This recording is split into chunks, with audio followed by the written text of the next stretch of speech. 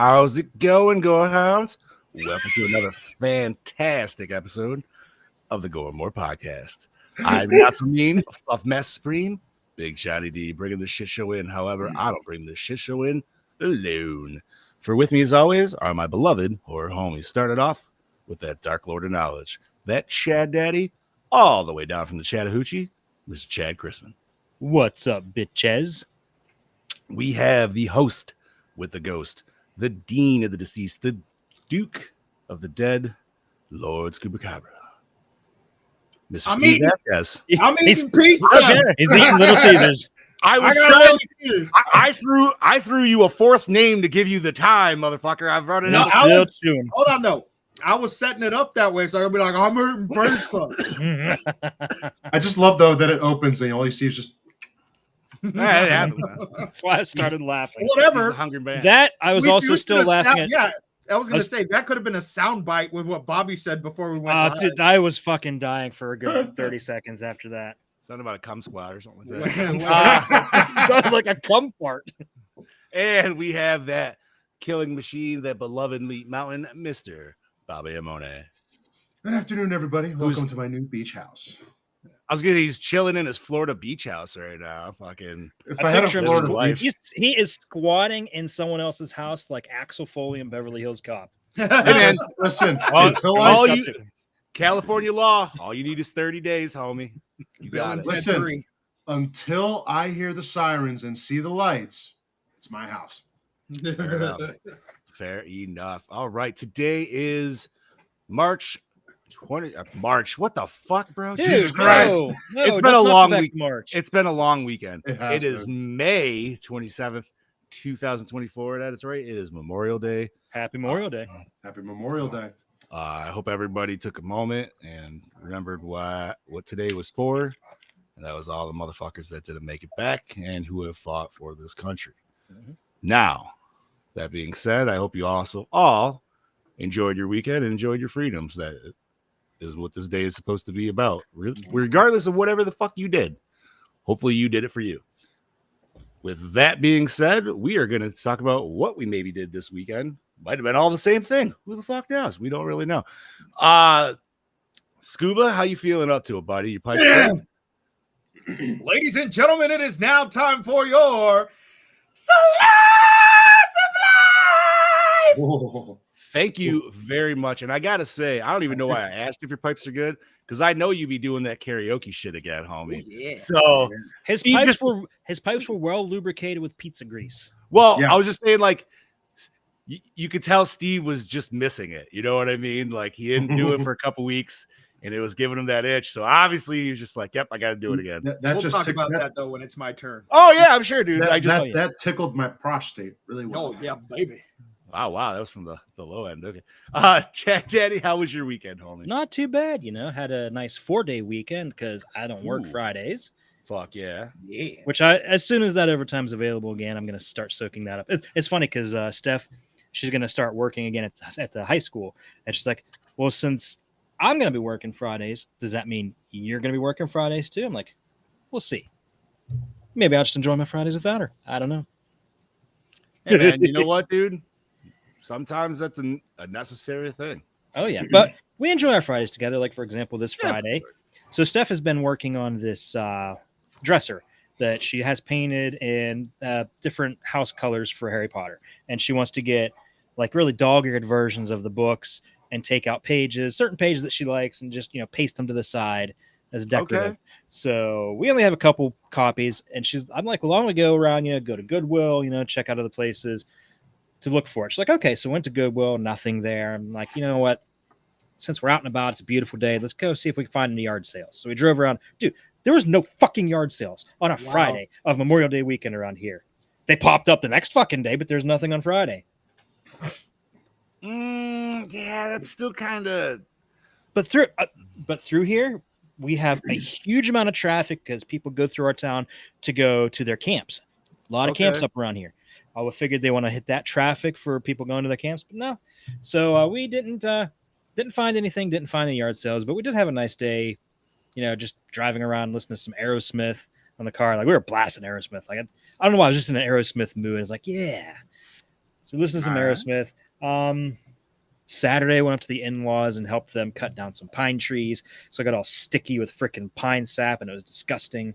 But we got their Bro, trees that out. shit is the worst. Oh, it's horrible. It is so horrible. Like I had to take my shirt off and wash it. It was Oh, baby. ugh. Hey now. Yeah. Where are the pics out of that? Mhm. And let's see. Yesterday, we decided we're gonna get ceiling fans for all our bedrooms. Nice. So I sent the wife to Walmart because they had some. They were like 42 inches for $40. So I sent her to get a couple. She comes home and she says, "Hey, can you come out here and give me a hand bringing these fans in?" So I'm like, "Yeah, sure." So I walk outside, go out to her car, and there in the back, a 28-inch Blackstone. Yeah. Hey. Buddy. Early Father's Day present, and it's really great. So a couple days before that, she asked me if I started. She said, if I start saving money, do you want a new lawnmower or a Blackstone? And I said, well, probably a Blackstone. Our lawnmower still runs fine. I would like a new lawnmower at some point, but this one's got a couple good years left. I didn't think she was going to go and get it this weekend. I was thinking like maybe end of summer at the soonest. And what's really nice is the kids had money saved up, and they all pitched in on it too. So that made it even more special because the kids that's all, awesome. Oh, that's nice. Yeah, so everybody pitched in and got that. And I know we're going to get a lot of use out of this. As soon as I get it set up, I still got to get the griddle surface seasoned, which, no big deal. It's just a matter of I got to find time to do it. Season that grill, baby. Yeah, so that was yesterday. And today, we just cleaned the house, took the kids to the park, let them play. Nothing big. Didn't really do much of anything. So, and I did decide to treat myself to a new solid state drive expansion for my PS5. Hell yeah. I told you guys about. It's 2 terabytes. It's nothing, extravagant or extraordinary, but it works. 2 terabytes is 2 terabytes. 2 terabytes. It only supports up to 4 terabytes anyway, so that's perfect. Dude, you know what the sad part is? Like 2 terabytes nowadays is like 250 megabytes of our old day of PS2. Yeah. That's true. Like that's fucking just. But like I said though, it just gets me. I'm just kind of baffled because I ordered it fucking yesterday and it got here today. Like they sent it UPS or not UPS, US Postal Service. So USPS. Mm-hmm. Yes. So somebody's earning some nice overtime pay on that. Working on the holiday. I'm surprised you got it all. So, it wasn't supposed to be here until tomorrow. Yeah, because fuck this guy.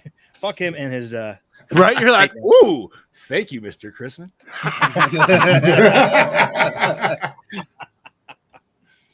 But yeah, and it wasn't too hard to install. I never put one in. I had to look up how to install the heat sink around it and everything. Word, nice. I found this really nice video on YouTube on how to do it. And the guy that was narrating, it was Australian, so it was almost like it was Brody telling me how to do it. Hell yeah. Nice. Hey, Michael. Take that cunt, and you put these heat sinks in it. They don't even mean to say cunt. It's literally just the end of it's like A for It's Canadian dude to them. dude. It's their dude. Yeah, right. Like if a movie's ever made of me and it needs a narrator, I want Brody to narrate the story of my life. Like, this cunt was born February 22nd, 1982. These fucking cunt. So that's everything for me. Scuba Steve, I'll send it to you, buddy. Well, let's see what I do. I worked my ass off last week. I worked Wednesday night, Thursday night, Friday night, back in the karaoke game, and I came to the realization Friday night, I don't want to do this shit anymore. wow. Wow. Look at the clip. Fucking miserable. Really? So Wednesday night was cool because, it's only 3 hours. No big deal. We had a nice little crowd. Thursday night, I worked at Mel's bar. Okay. Mel was bartending. So we got to work together, which was fucking great. Except for the fact that she kept fucking feeding me shots. Oh, God. You are on the clock, sir. Mind you. Yeah, but it's different when I'm on the clock DJing. It doesn't matter.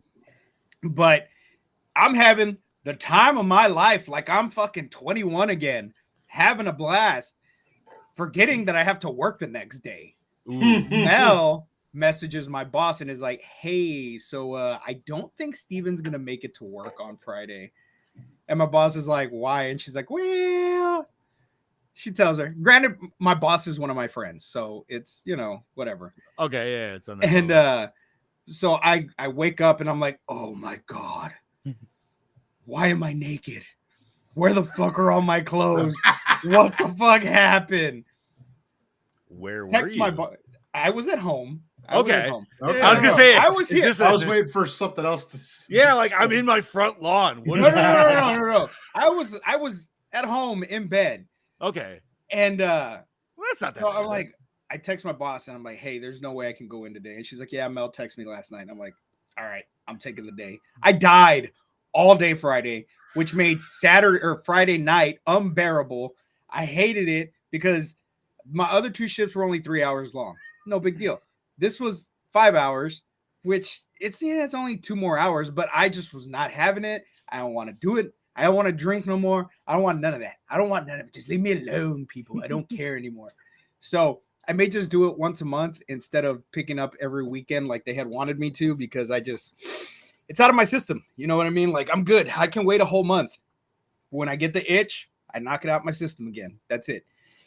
And then Saturday, Mel and I went to a movie. We've been wanting to go to the movies for a while, and we went to a movie. We went to go watch Furiosa, and we walked out maybe 45 minutes into the movie, almost an hour into the movie.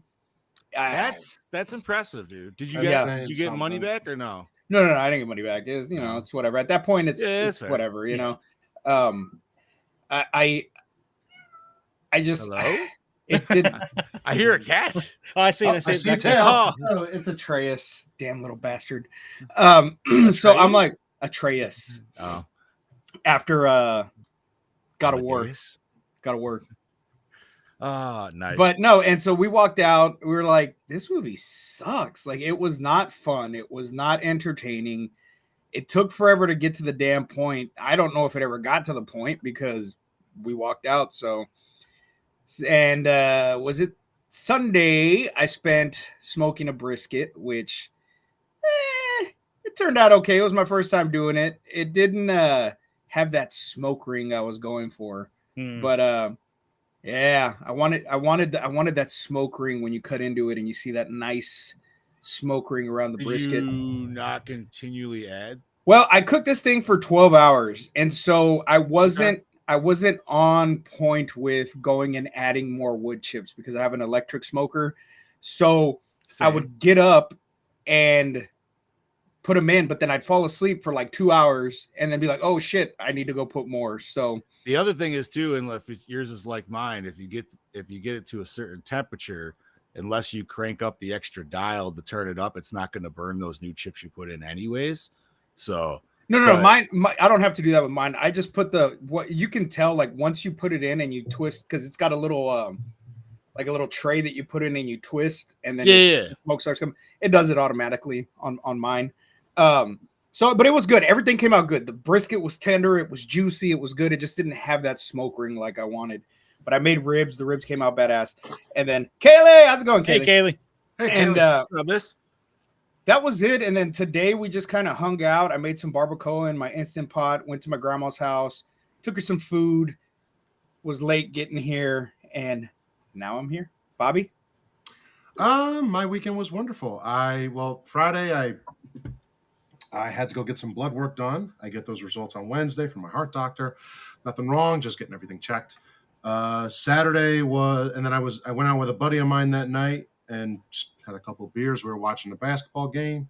Saturday was work day. And I was dragging my ass because I'm still on the antibiotic that I had from last week. They gave it to me for 10 days. Said I never had it for 10 days. Yeah, I found out what was making me drowsy for the past 4 days. And I said, I ain't taking this shit no more because I feel like absolute human shit. So I stopped taking it during the day. I'll take it at night because I don't really care because it helps me sleep. And then what did I do Saturday? Saturday, my girlfriend came to me and we all went out to dinner with a couple of friends of ours. And that was it. Sunday was also, I worked till 3 o'clock. I went home and made my mom and I dinner with some double cheese, bacon, fried onion, smash burgers for dinner. And that shit was so fucking like, it's not good for you, but it's good for you in another sense. It's good for you. It's good for your soul, man. Yeah, exactly. And then I went to my buddy's apartment. his apartment complex has a pool, so we were in there chilling out. He was grilling. I said, "Don't worry about me for food. I'll just take a couple of beers." So chilling out, hanging out in the pool and everything. Came home that night, watched this movie, and today was chill out. Went to the gym. I'm down at my girlfriend's right now, and I'm ready to talk about this movie. I'm keeping it short and sweet this week. So, John? Well, let's see.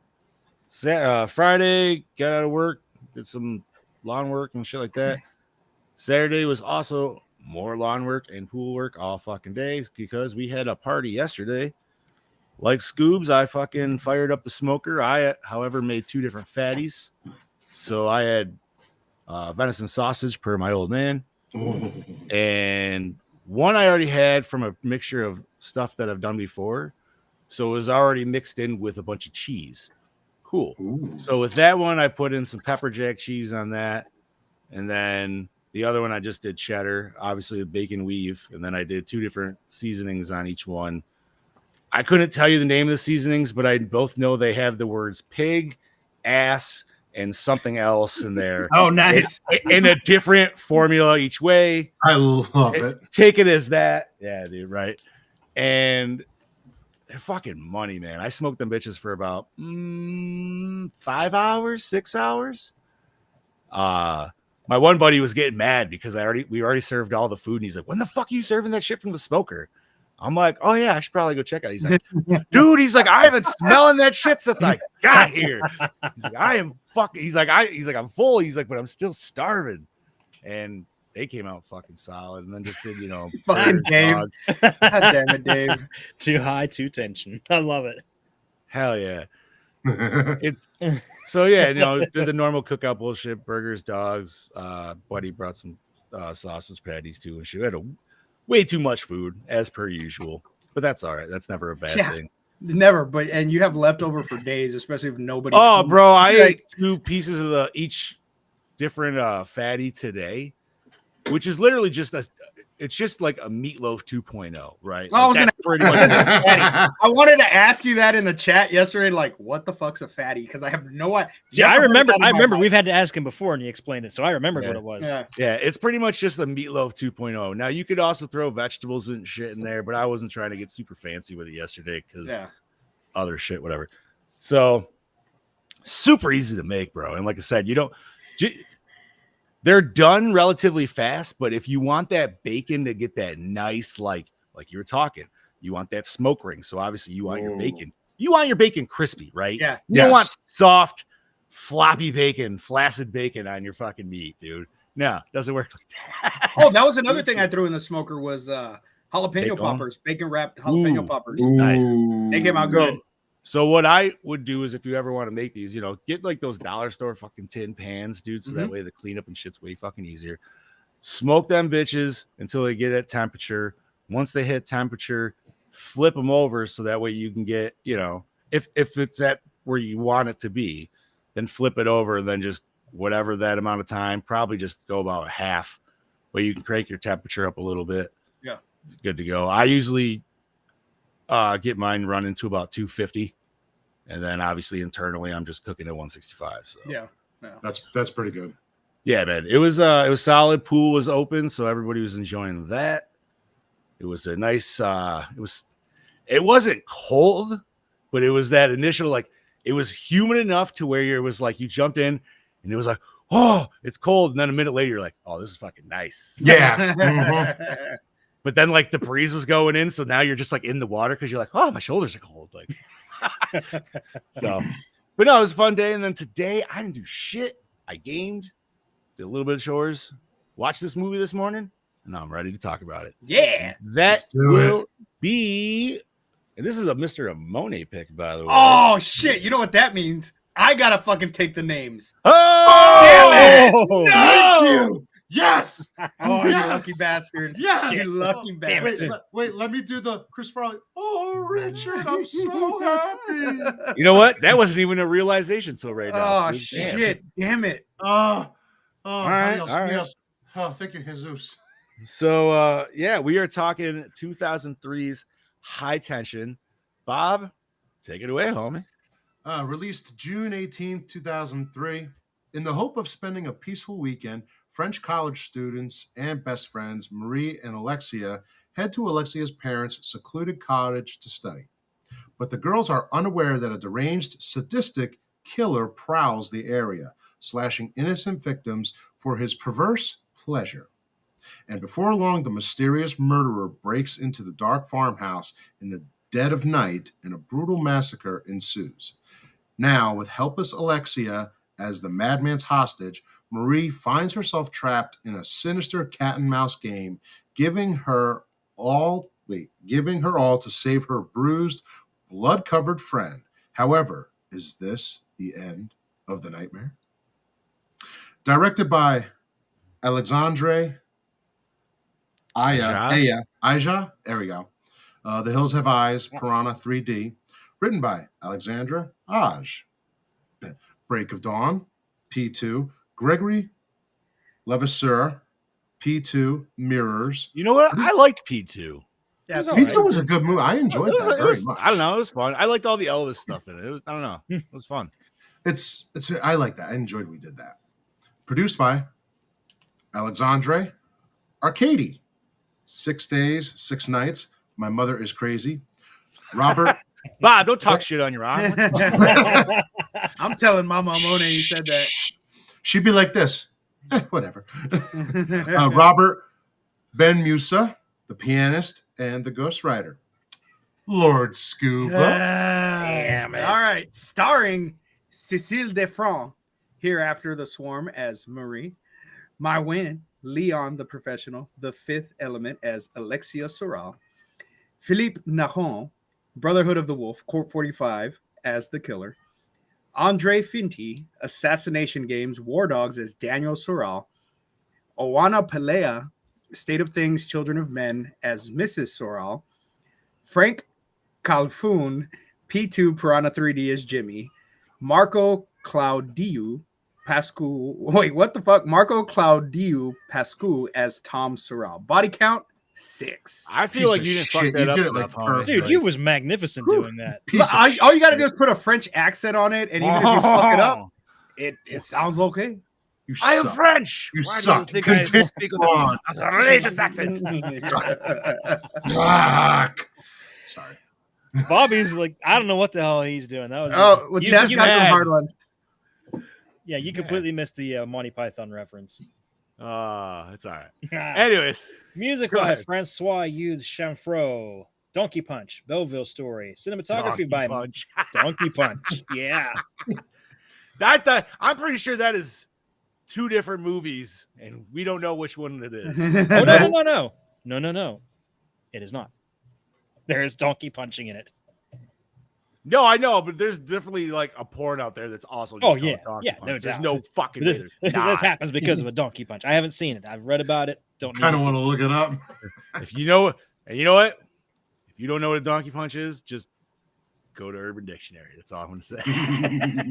Go to the hub, type it in. Or that.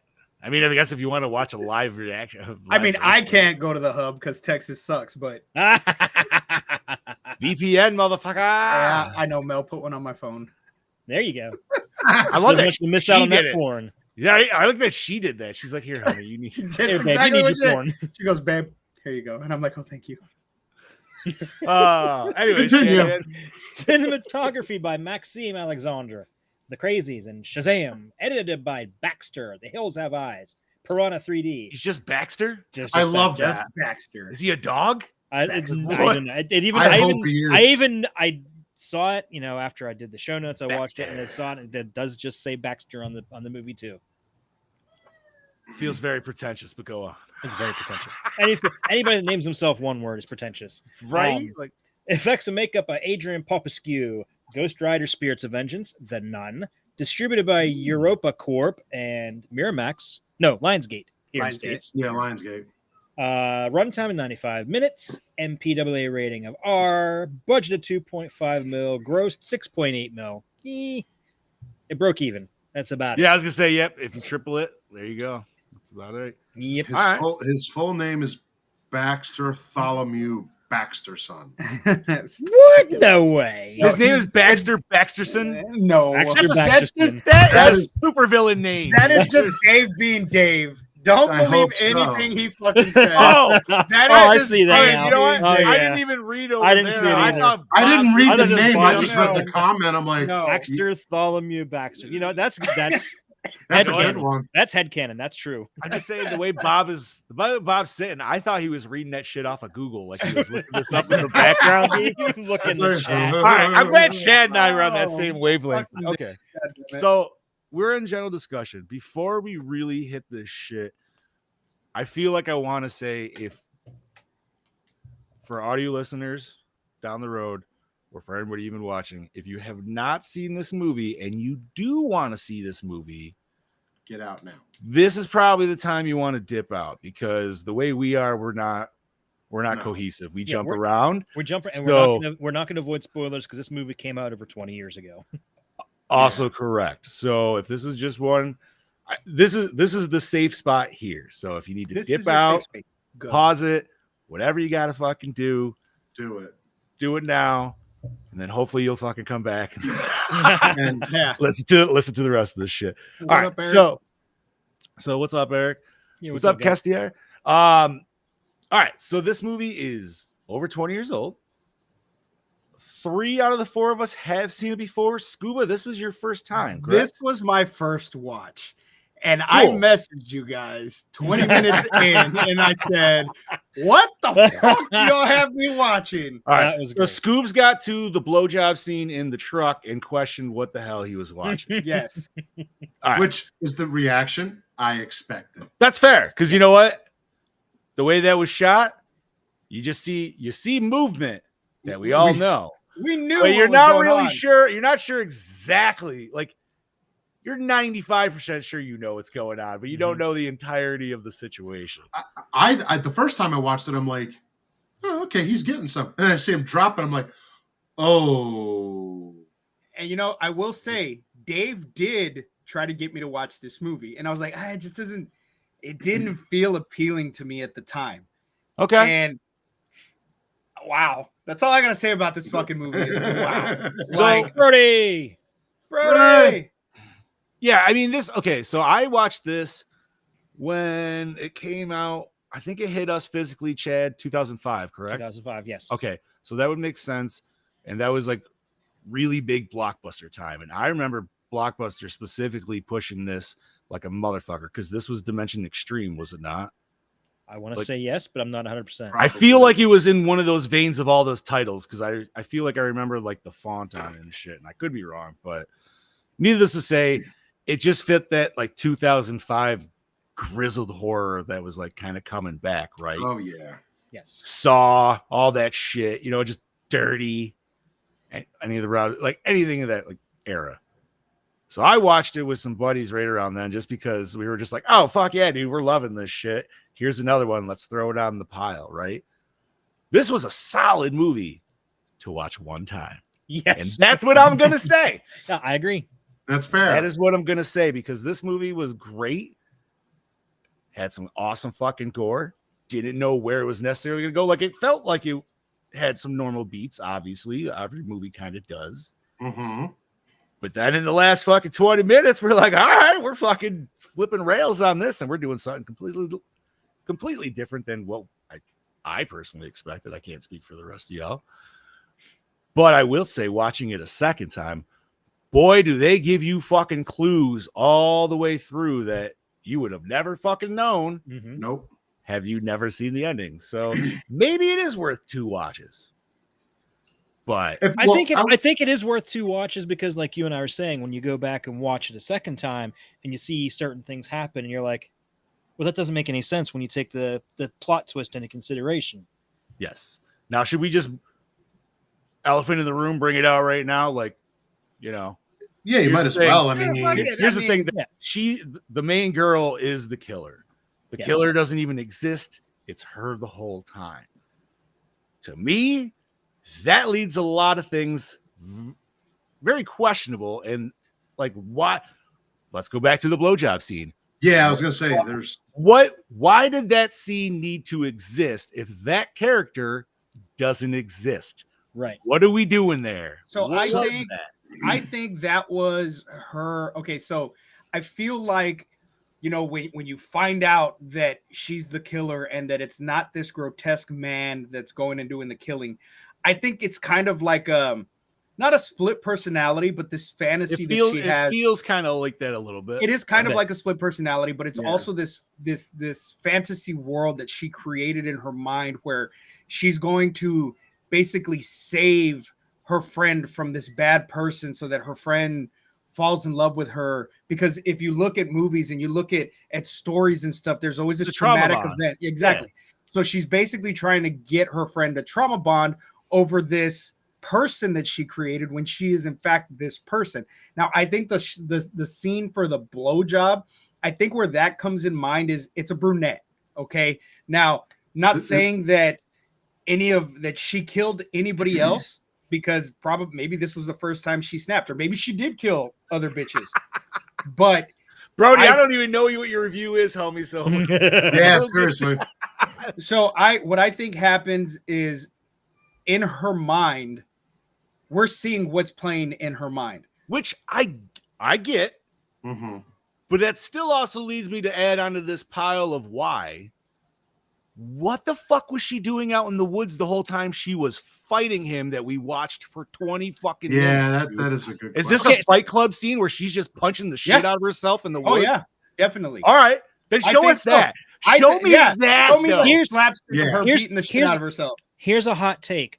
The movie opens and it's her just saying over and over, no one will come between us. No one will come between us. Right. Yes. And it shows her saying that in the end when she's arrested. Right. Correct. Same scene. We get So it. this whole movie that we see could be just this whole bullshit story that she is feeding to the police, trying to let them believe that somebody else is the killer. Ooh, that actually makes a lot of sense if you really think about that for 2 seconds. Because at the beginning, when you hear her, are you recording? You hear, so this could be her version of the story saying that somebody else did this and somebody else did that, when in fact we already know, or they already know, that she was the killer. Because they have the the footage from the footage, and not to mention, like, our main girl's still alive, right? Yeah. Mm-hmm. Yeah. But here, this was my other thing too, is if she created all of this in her head, see, and that makes sense. That does make sense, because where the fuck did the truck come from? No, yeah, Right. Nowhere. Like, You know what I mean? Nowhere. That shit is straight out of fucking Jeepers Creepers, man. Yeah. Like, Mhm. Straight up. Let me get the cat out of here. I'll be right back. But I will say, like, I mean, first watching this movie and you see that plot twist, even for a second time watching it, like you see the subtle hints, but it was shot really well where you did think there was a different, like I thought there you saw it well. I don't know why, but the first time I was sitting here watching this, I had no idea there was even a plot twist, and I'm sitting there watching everything unfold. I'm like, wouldn't it be really cool if she was the killer the whole time? And then it happened. I'm like, oh, whoa, so you kind of had that. Okay. I did, and I don't know why. It just kind of popped in my head the first time I'm watching this, and I had no clue about it. No, I definitely had the thing of like, damn, this is really like, holy shit, this motherfucker's sick. Yeah, I don't know. Being a foreign film, I didn't really know like what beats this was going to take, so I just kind of rode how it went. And the first time watching, man, I was very surprised, and I liked it, but I don't know, man. It's still just, it feels like this has been done in other movies, but the other movies wrapped up all the scenes a little bit tighter than this one did. By the way, I just want to put out, David agrees with me as far as this is her story of the events that happened. This is Marie, right? Yeah. Marie's okay. No, that makes sense. Here, hold. You know what? Let me pop this up so everybody else can see this here. So, Brody does make a point. He said the truck does exist because what vehicle was she driving and have the power tools in? So did she like set that up at the family, or was it the family's truck? I don't know. That's and what kind like of she weird, had all these weapons and shit, right? What she kind shot of weird ass truck was that it was made out of like fucking siding? I don't know. It was a work truck, dude. It was fucking. Also, It looked like somebody just built it in their garage. It didn't even like See, and that's the only way that this shit makes sense is that if it's this psychotic person's story of the events that took place, that's the only way that this even remotely makes any kind of sense. Yeah, she's trying to blame it on somebody else. Did you guys? And now, Scoobs, this was you still might have easily enough, just because you know what, we've watched a lot of movies. We watch movies differently now. Did you notice all the musical cues in this movie? Yes. Give all the direction to the movie. Yes. I did not notice that the first time around there. And granted, that was 20 years ago. I was probably baked off my ass watching it and drunk. So whatever. There was couple that really right from the get-go. Yeah. There's song like the first song that they're listening to on the car drive up is like how, you know, like you'll only be like the side friend and like it. Very specific songs. I almost wonder if they were written for the movie. Well, yeah, and even like the rock song, that was playing during the speed chase. Like, but it feels like it could be a real song, but there's something just a little cheesy about it to where I'm like, I don't know if this is actually a real song or not, or maybe it is. I don't know. Even the song during when she's playing with herself too, like just listening to those lyrics, I'm like, wow, it was the same whole thing about which was another scene where I was like, what the fuck? Like I told Mel, I was like, okay, now she's rubbing one out. What the fuck do they have me watching? What the shit?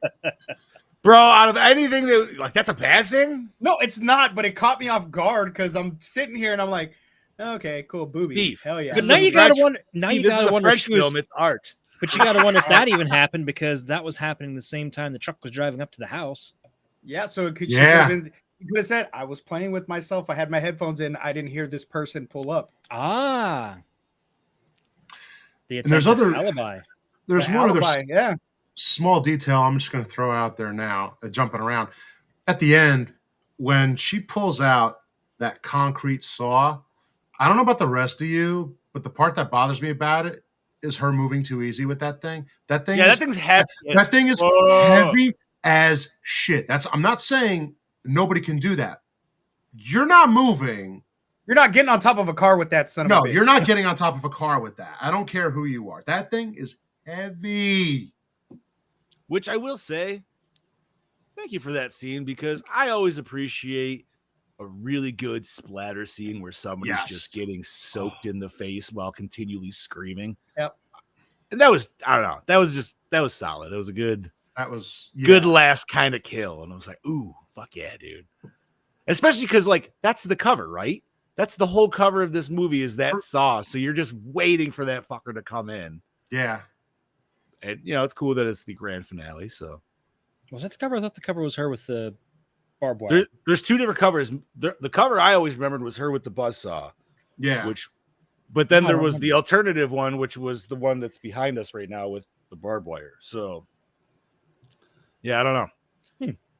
It might have been different DVD releases and shit too. I mean, hell, this movie had a different title, right? Yeah, it did. Switchblade Romance. Switchblade Romance, which I almost kind of like better. Yeah, but Switchblade Romance, that sounds like a Quentin Tarantino movie to me. It sounds a little giallo. I wouldn't disagree with that. But I mean, that is his main weapon of choice. And if you think about it with like, you know, that's exactly what it kind of is, dude. It's a murder romance. Like that was just so weird. It was so weird when I pulled that up on Roku and I kind of like it though, dude. Like it threw me off at first, but then I thought about it as I was watching the movie. I was like, you know, I mean, I'm not saying that the movie didn't have some high tension moments. It definitely did. I mean, Scoops, your first time around. This is your first time. Were you surprised by the twist? I was. Mel was streaming on Twitch while I was watching this. She was playing Dead Space or some shit.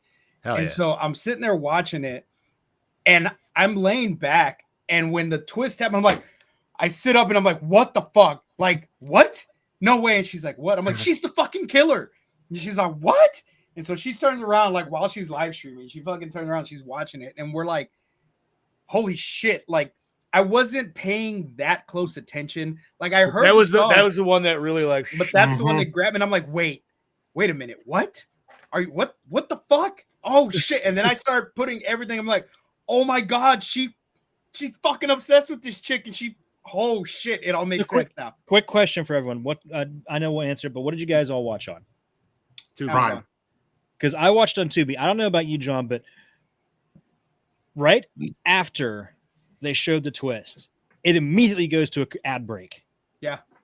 Yeah. Did it on No. preview- Yes. did it on It's fun 'cause preview. it did that immediately. Steph turns and looks at me. She's like, "What the hell?" Like, Was it? Yep, she was the was killer the it- whole time. Was it when she axed the dude and then looks finally at the camera Yep. and then did it go to an Yeah. ad break? Yeah, and it went I immediately feel to like an ad. I feel like yes, and Yeah, it did it did. that. When else did it do that?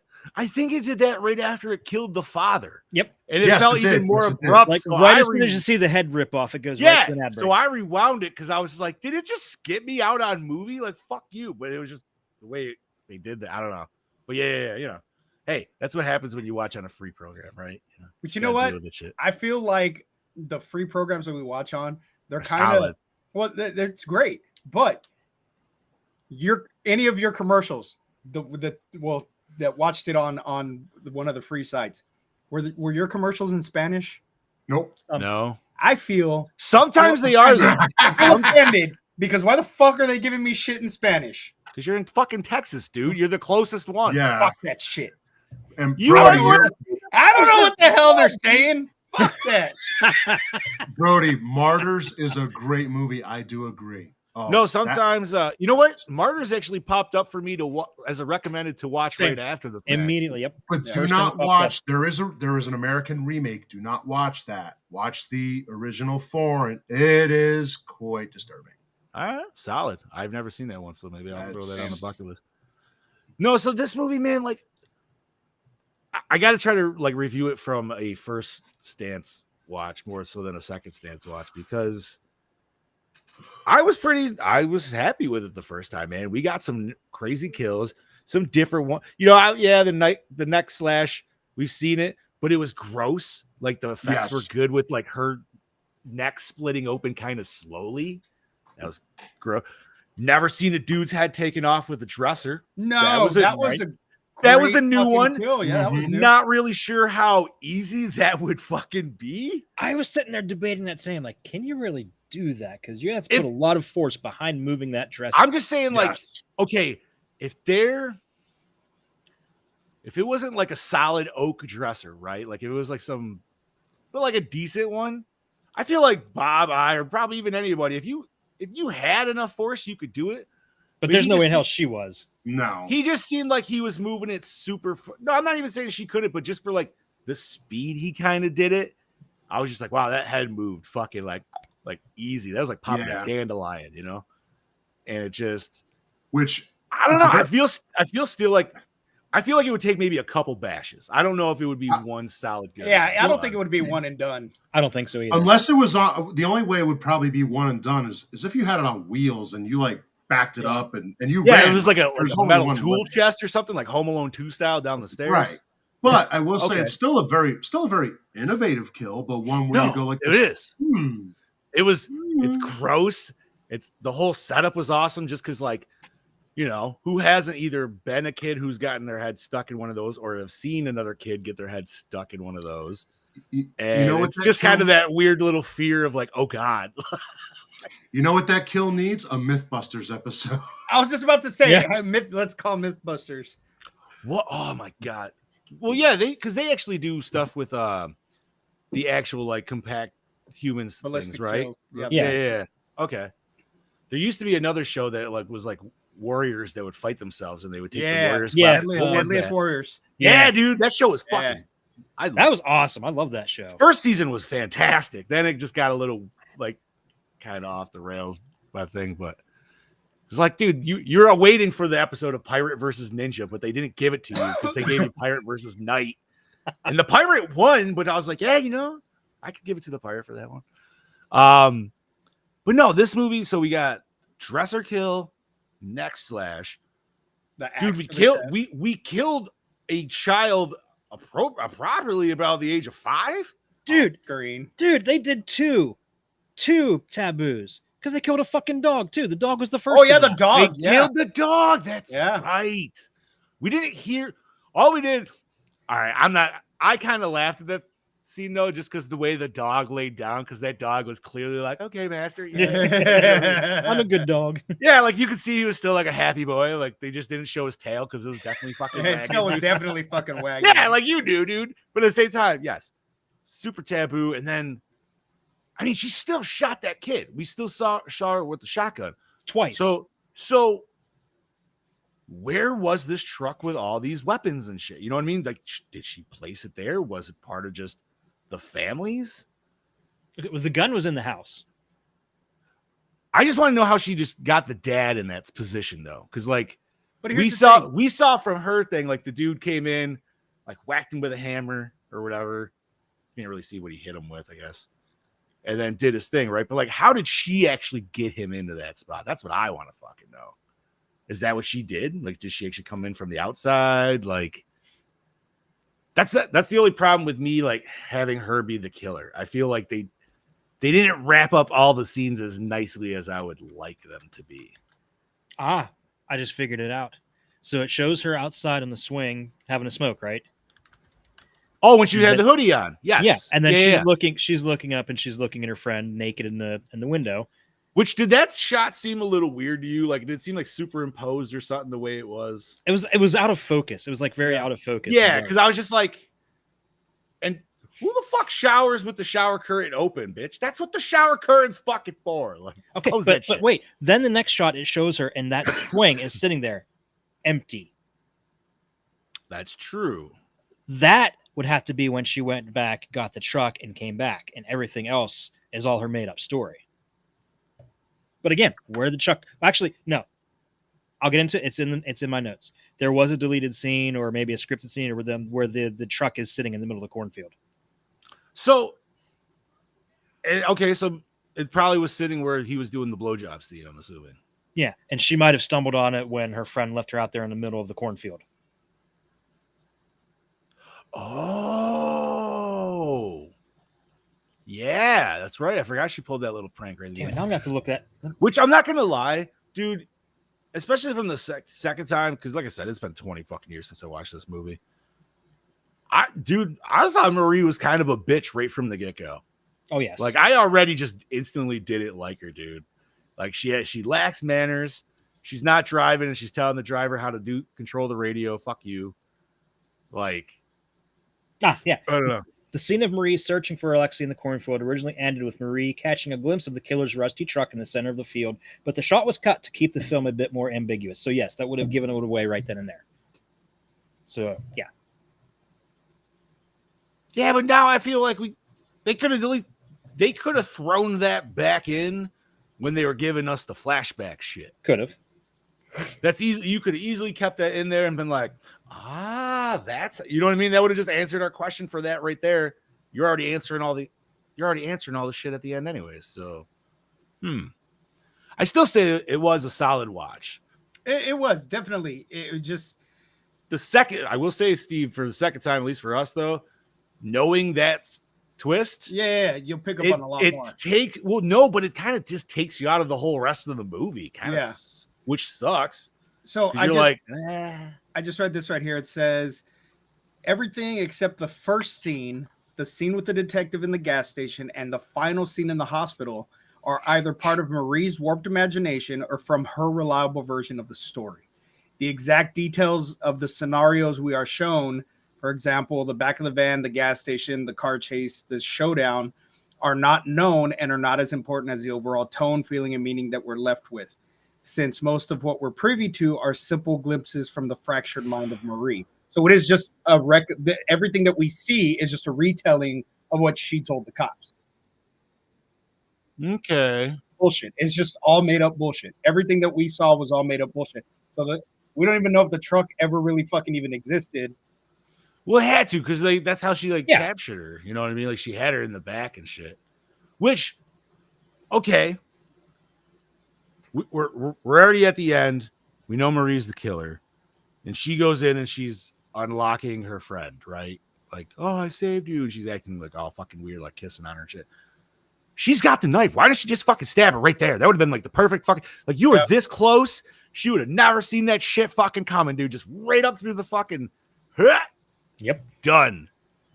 But we needed that buzzsaw. We needed that concrete saw coming in, dude. You know what I mean? Yeah. Kind of a big lead up. But it sucks because like we had a lot of cool scenes, like the greenhouse scene. Love the greenhouse scene, dude. Love the way that was loved how it was shot. Just love the location of it in itself. It was intense. I loved her weapon that she fucking makes.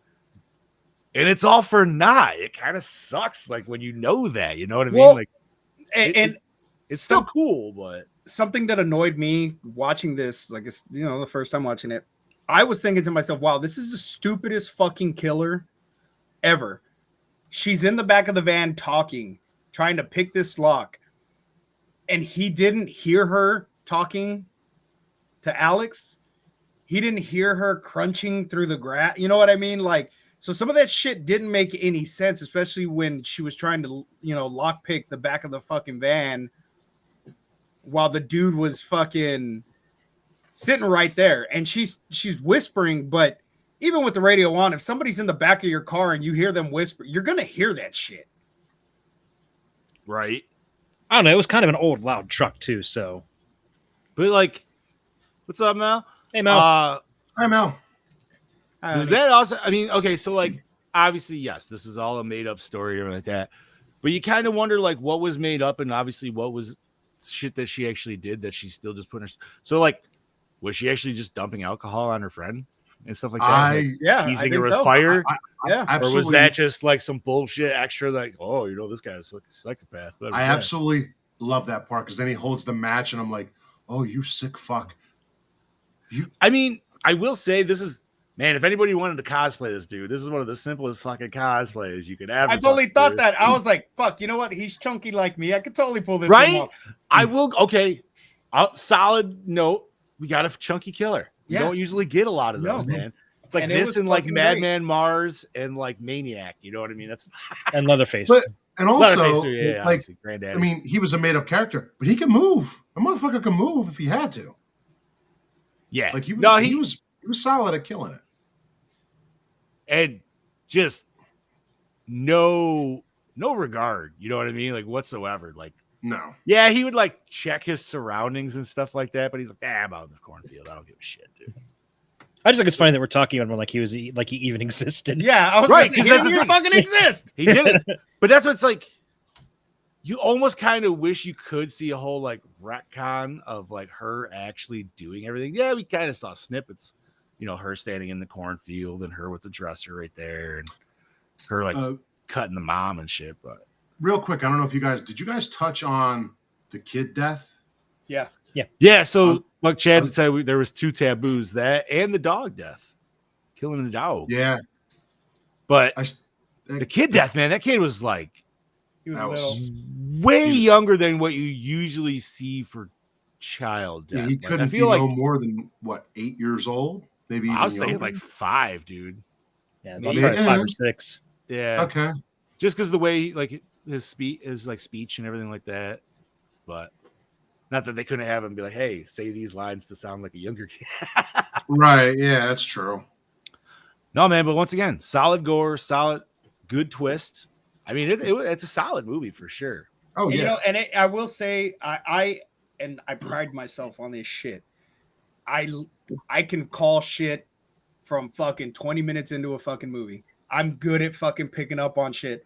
I didn't fucking catch shit in this fucking movie. I didn't catch a damn thing. That's what I'm saying. When I fucking sat up, it was I wish I would have been recording that because it was a genuine fucking reaction. Like, nice. What the fuck? Like, but I had an actual what the fuck moment. And you know why? And you know what? That's exactly what probably like Chad Daddy and I had 20 years ago when we first watched it. And that's why you remember the twist so vividly. Yeah. But you don't remember the rest of the fucking movie. The funny thing is knowing the twist and watching the part where she's beating the shit out of him, killing the killer. Anytime, there's a death, I write it down. That way I got it listed. And Steph usually is like right on top of that, paying attention to stuff like that. She didn't notice that I didn't write anything down there because I knew the twist. I knew he wasn't real. I knew she wasn't actually killing anybody. So she was actually really into that scene at least, and didn't notice that I wrote nothing. You know how you could have made that scene better though at the end? when like he came back and he was chasing the girl, and then it finally reverted back. If they did more scene swapping, so every time they would go to girl, it would be her, and they'd look at her again, it'd be him. Just what I was thinking. I was kind of hoping when it needed a little bit, it needed more of that. Like, so what I wanted, what I kind of like the ending of My Bloody Valentine. Yes. So where I would have done that is when she gets, or when he climbs the top of the car and it's shooting from the inside of the car. That's exactly where I was thinking about it, dude. When he walks over and then it comes to the front of the car, it should have been her. And then before the saw goes back in, go back to him and do a swap right there. That would have been fucking perfect. Right. Yes. Show it a couple different, like, two different times each way. You know what I mean? Yeah. And then, I don't know. I feel like it just would have solidified that moment just a little better. Yeah. I don't know. You know, still great. Still great. Fantastic. I wouldn't say great movie, but great ending. No, because it was kind of slow. It was kind of slow. There were times where I found myself getting kind of bored. I wasn't really like, that's fair. Yeah, but it all, you know, good. It was a good, solid flick. Yeah, but it's got to have that build up, you know, a little. It was just setting the dynamic between her and her friend, and like how weirdly controlling and shit she is. Yeah. Now, when it did come out, man, like I'm gonna say, 2005, that was kind of a weird year for horror. So like that's why I scrounged it right up when I saw it. You know what I mean? Because it's a lot of, there was stuff that was either really good, and then there was just straight garbage. Really bad. So, that was back when most of the good stuff was actually coming from like France and overseas. We were just starting to have the horror renaissance with the Saw movies back then. But you weren't sure because if for some reason Dimension Extreme was thrown on it, you're like, questionable. This is gonna be hit or miss right here. Yeah, like it's definitely gonna be. Usually, it's gonna be a B movie, 100%, right? But it could go good or bad. I would say of that time, the three movies that stand out on Dimension Extreme, because I found them later, was this, Martyrs, I think got Dimension Extreme, if not, but still, and then Inside, which was another foreign film that is also like balls to the wall. Like I'm pretty sure that whole movie was painted in red. Like it was yeah. Okay, so was Martyrs Dimension Extreme, or was it thrown under that? I don't remember. Oh, that fucking 8 movies to die for thing. Remember when the guys had? Remember when they had? Oh my god! Yes, I remember that. I almost want to say it was thrown onto that instead. Let me look. Probably it was probably that, but those are the three from around that time where I'd be like, if you wanted something that was extreme and also still good, those would be the three. I'd be like, what if we did a whole had Martyrs? Okay, so Weinstein Company. Oh, okay. For Martyrs. Oh, Dimension Extreme is Feast. That makes sense. Fucking love that movie. It's a great movie. Dire the Dead. We did that one. Sweet. Oh, Black Sheep. There we go. There's another one we did. Oh, God. I forgot about that one. Are you fucking a sheep, bro? All right. So we relatively all enjoyed this movie. Mm-hmm. Yeah. Shall we hear how the Doppelganger Kangenbanger feels? I've been looking forward to this. I'm dying for this one. Yes. I know with his comment earlier, he might be kind of on the same page. I think. Howdy folks, it's your DKB here, back for another episode of Gore, and this week I'm here to talk to you about High Tension. Let me just start off by saying that this is a film that I'd seen many fucking years ago, so it's really good to go back tonight and watch it. Obviously, knowing the twist is, for me personally, I'm not going to be re-watching this on a daily basis. It's probably more so like once a year. But for the first time viewers of this film, it's always good to go back and re-watch it and pick up the pieces here and there leading up to the twist of shit that we missed.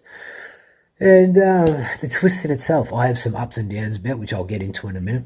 But I do really enjoy this film. It definitely has everything that a horror film needs. Obviously, serial killer, bulk violence, mayhem, gore extravaganza, incredible practical effects.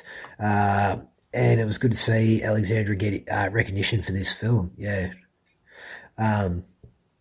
I do like how this film was a product of that era.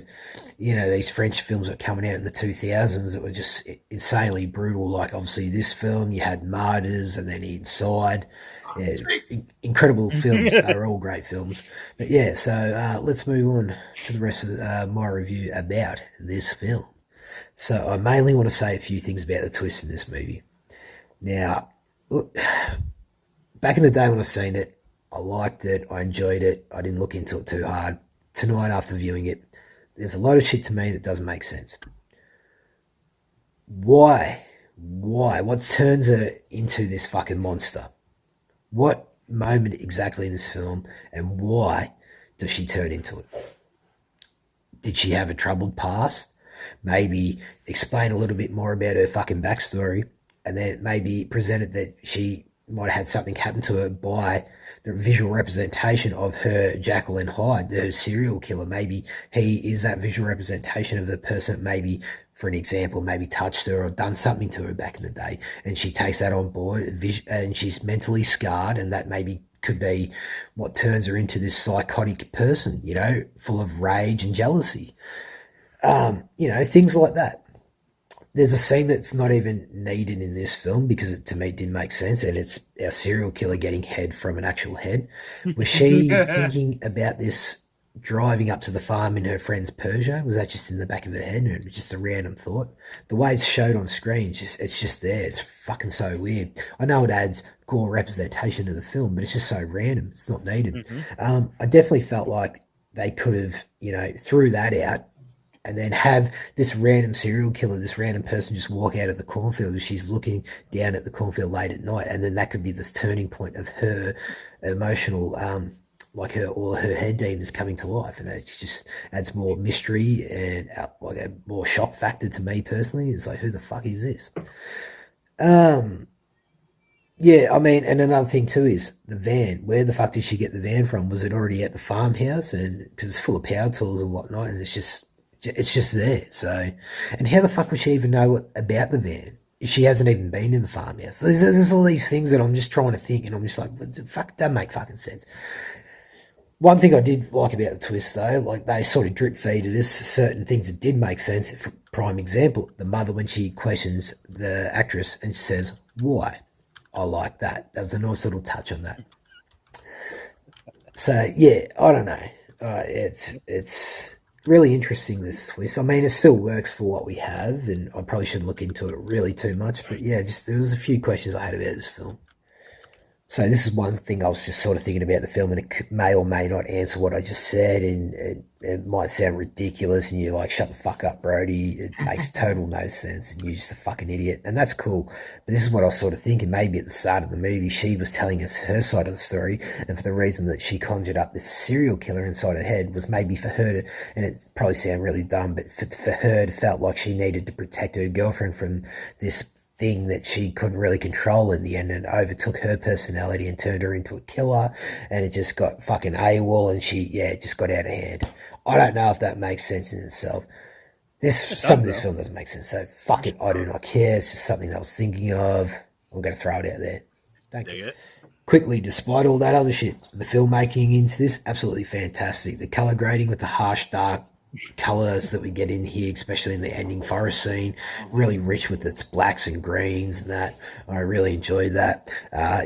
Like I said earlier, the violence, the practical effects, fucking balls to the walls in this movie. I love it. It was fantastic. What he was able to utilize with a small body count was fucking fun to see unfold.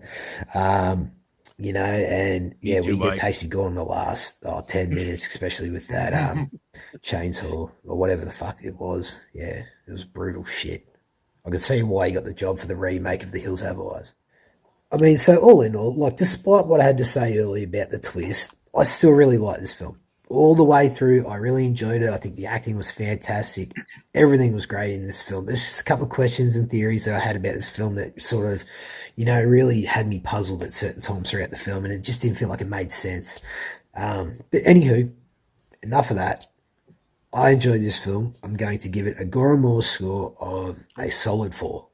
Nice. This is your DKB signing out. I hope you gentlemen have a great evening, and I shall catch you mother lickers next week. So cheers. Thank you, Saucy. Thank you, Brody. A lot of what he says makes a lot of sense now.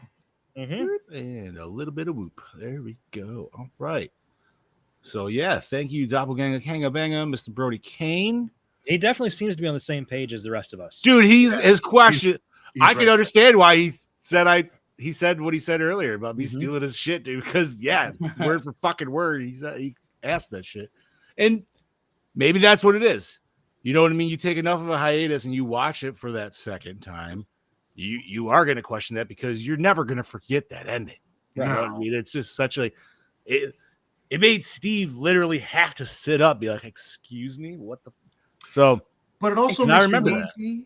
It does make me wonder, though. Maybe they were going to make a sequel to this, and they just never did. Maybe it doesn't need a no. No. I know it. No, it doesn't. It doesn't need one. We say that, but yeah, but behind it don't always think what would like they do? What would they do with the story? You know what I mean? It's like Joker. Joker didn't need a fucking sequel. Now we're getting this bullshit musical shit. Like, dude, that thing is gonna bomb hard. By the way, yeah, it is. I'm still gonna go watch it, but this I haven't even watched the first one. This does not need a sequel. It does not need a prequel. It doesn't. She's obsessed with her friend. She's in love with her friend. She doesn't need a reason for her psychotic snap other than what she thinks love is and what she thinks she's gonna win. How she's gonna win the heart of this girl who doesn't have the same feelings for her. And the other so what the other interesting part is, like, flip the script and just make her a dude. This is just a lot of news stories in the world. Yeah, that's a Dateline episode. Yeah, correct. Yeah, like this is SVU, whatever. You know what I mean? Like this is just literally. But think about when this came out. It was 2002. At least for the USA at that time, everything was gay. You know what I mean? Everything was that's okay, bro. Blah blah blah. So this was kind of, and I'm not saying like there hasn't been queer representation in horror throughout history. Of course there fucking has. You know what I mean? Like we've talked about it. But this was something where it didn't use it as like a scare tactic or anything like that, but it just happened to be like, no, this is just a woman who likes women, but she is really fucking obsessed with this one particular girl. Yeah. And so with that, instead of just doing it, you know what I mean? Like it's almost good to give it that weird, like psychotic, like she's telling the other story, because if you just had it straightforward, I don't know, you know what I mean? It just wouldn't have that. It wouldn't have the same. Yeah, it wouldn't just have that gusto to it. Or like you said, maybe it would just be another fucking SVU episode or something like that. It would be a gory SVU, but it's still one. But it just, I know this is under, because like I'm sure you guys probably like always find some things, little tidbits about the movie extra, but like this was under a list for like some like representative of like queer horror, but it was something more interesting than just like a basic stereotypical representation, I guess. No, and so absolutely. And that's where they're going. But it's just like now we don't think anything of it, but you know. We're also watching it 22 years later too, so that's kind of yeah. I mean, you especially watching it with that time, dude. Like that's perfect, like Bush era. You know what I mean? Mm-hmm. So, but all right. Once again, Brody, is anybody? Did you guys want to talk about anything that Brody mentioned? Like, okay. I think we kind of already talked about what Brody mentioned even before Brody mentioned it. No, we did. I just didn't know if there was any. I always, we always want to ask just to make sure everything is covered. Once again, man, I hope y'all have watched this shit before you listen to us talk about it. If not, we just ruined the movie for you. It's okay. Yeah, but still, even if we have ruined, just give it a watch anyway. It is still a good, solid horror movie. Yeah, yes. Like if you want a grimy, gory movie to just throw on. This easily works, man. You know, maybe not necessarily like a Halloween night one, but it's definitely like a horror weekend one. Yeah. Let's pick a mix. I don't know. I think it could be intriguing enough that if people haven't seen it before, throwing it on a Halloween marathon would work. Not too late, but not the first one. Right. Put it in the middle. Yeah, this would have to be like a number 3 watch when like there's a little bit more people sitting down. Yeah, I would watch this with like I Spit on Your Grave. Ha! I like that one. See, I'm not a fan of those movies. Wait, Same. Reboot or an old one? Probably both. Reboot, right? Probably reboot. I would throw it in with the reboot.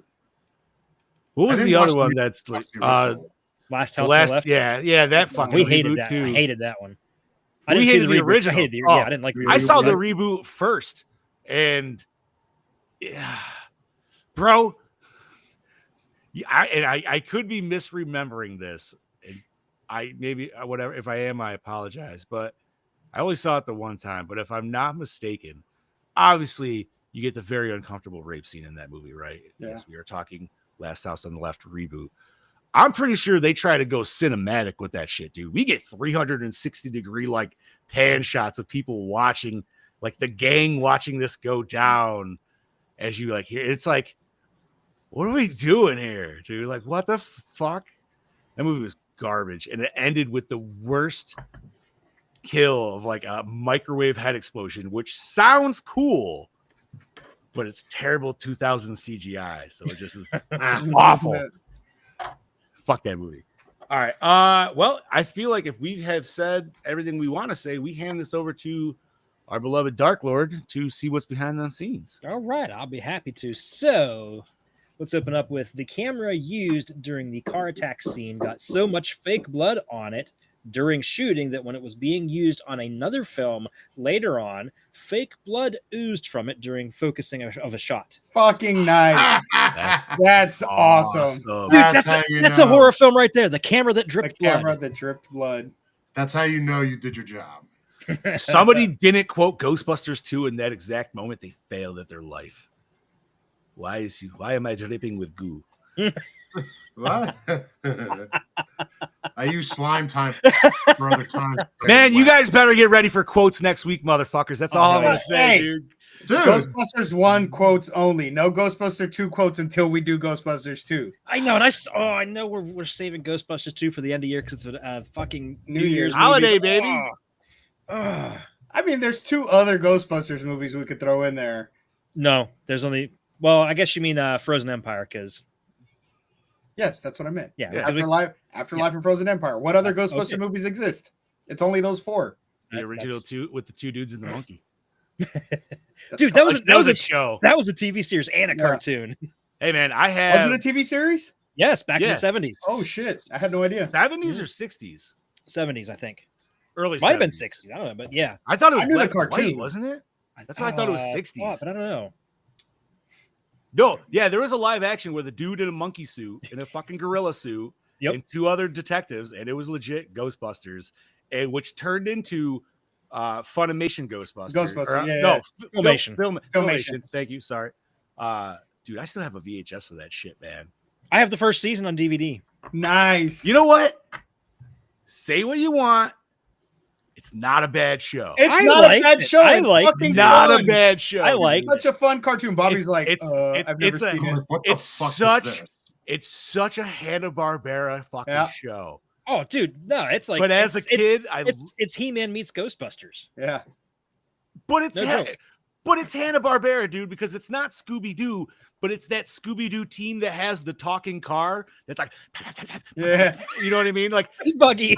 yeah, right. So he's got that, but they got the fucking, they're like Ecto with the ghost symbol that talks all the Yeah. fucking time. Dude, it's like Hanna-Barbera meets He-Man, like you said, because they're fighting fucking Skeletor, but it's Oh actually, yeah, dude, it's it's Skeleton's actually- minions. but it's not even Skeletor. It's more like, Hordak. like, yeah, Hordak. Thank you. And I then think it was even the same voice, wasn't it? I think so, it fucking yeah. was, dude. Either way, solid fucking show. And you know what? Great fucking catch theme, dude. Or great theme song too. You know what I mean? Like, And that epic high five. fucking right. Go, go, Ghostbusters. Let's go, Ghostbusters. Yeah, let's save that. Save it for next week. Even though what it's we not come- related- Yeah, even though it's because not that related. is, I'm pretty sure that'll be on behind the scenes. That's what comes in. That's what we're actually reviewing is just Dude, the there's first gonna be- episode of that season next week. We're not actually. I swear to God, behind the scenes is going to be an hour itself. Oh God. It's just gonna Prepare be for behind the scenes. longest It's gonna be- episode ever it's of gonna Gore be We're a gonna Morning. have one. to start at like 6:30. And you know Yeah, what? we're not doing. guys? We're not doing slice. That's just You know what Oh my sucks? God. Nah. I'm not gonna be home. I will be doing it from a fucking hotel next a Monday. hotel. A hotel. I have a city I have to be at next week for work out of town. You can't even be surrounded by your props. I'm taking them with me. There you Oh, go. wow. That's dedication. Dedication to this show. Dude, All I right. hope you at least get a jacuzzi tub out of this deal. I fucking hope so. It's a big fancy hotel, so we'll see. Ooh. Nice. Yeah. Mints on yeah. the pillow and everything. Yeah, it's gonna be super cool. And Mel Awesome. gets to go with me, so but we'll talk about that next week. Fucking right. Yeah, Chad, yeah. High tension. Spread Yeah. them pucker cheeks. Come on. According to Alexandre Aja, the scene where Marie hides from the killer in the gas station restroom is an homage to a similar scene in Maniac. Ooh. All right. Okay. Which Man, it's did, been so long since we didn't watched the he first do the Maniac. remake of Maniac? I believe Elijah he did, Wood? Yes. No, You know, yeah. I was just talking about that yesterday. That was a solid fucking That movie. was a I need solid to- movie. That I was a need to very good one. rewatch that one. Just because how it was shot. You know what I mean? Like that Mhm. POV shit was cool as fuck. Yeah. But Okay, the film's set in the south of France, but was shot entirely in Romania due to budgetary reasons and the availability of similar locations. Right on. Okay. All right. Cecile Wait. DeFranco. you said it was shot in France? No, it was shot Romania. in Romania. Romania. Okay, because I was gonna ask because this might be me being stupid, but all the cars seem to be like Americanized cars, like they were all driving on the left. Did anybody notice that? Or no? Like Yeah. in France, wouldn't it be on the right? I think he's right. Yeah. I think France drives the same side we do. Does France drive left? They don't drive right? No, I think they drive on the right. No, I mean, but like their steering wheel. Like their steering wheel's not on the right, like other European, like Italian shit and everything. Now you're making me think. I think it depends on what kind of car it is.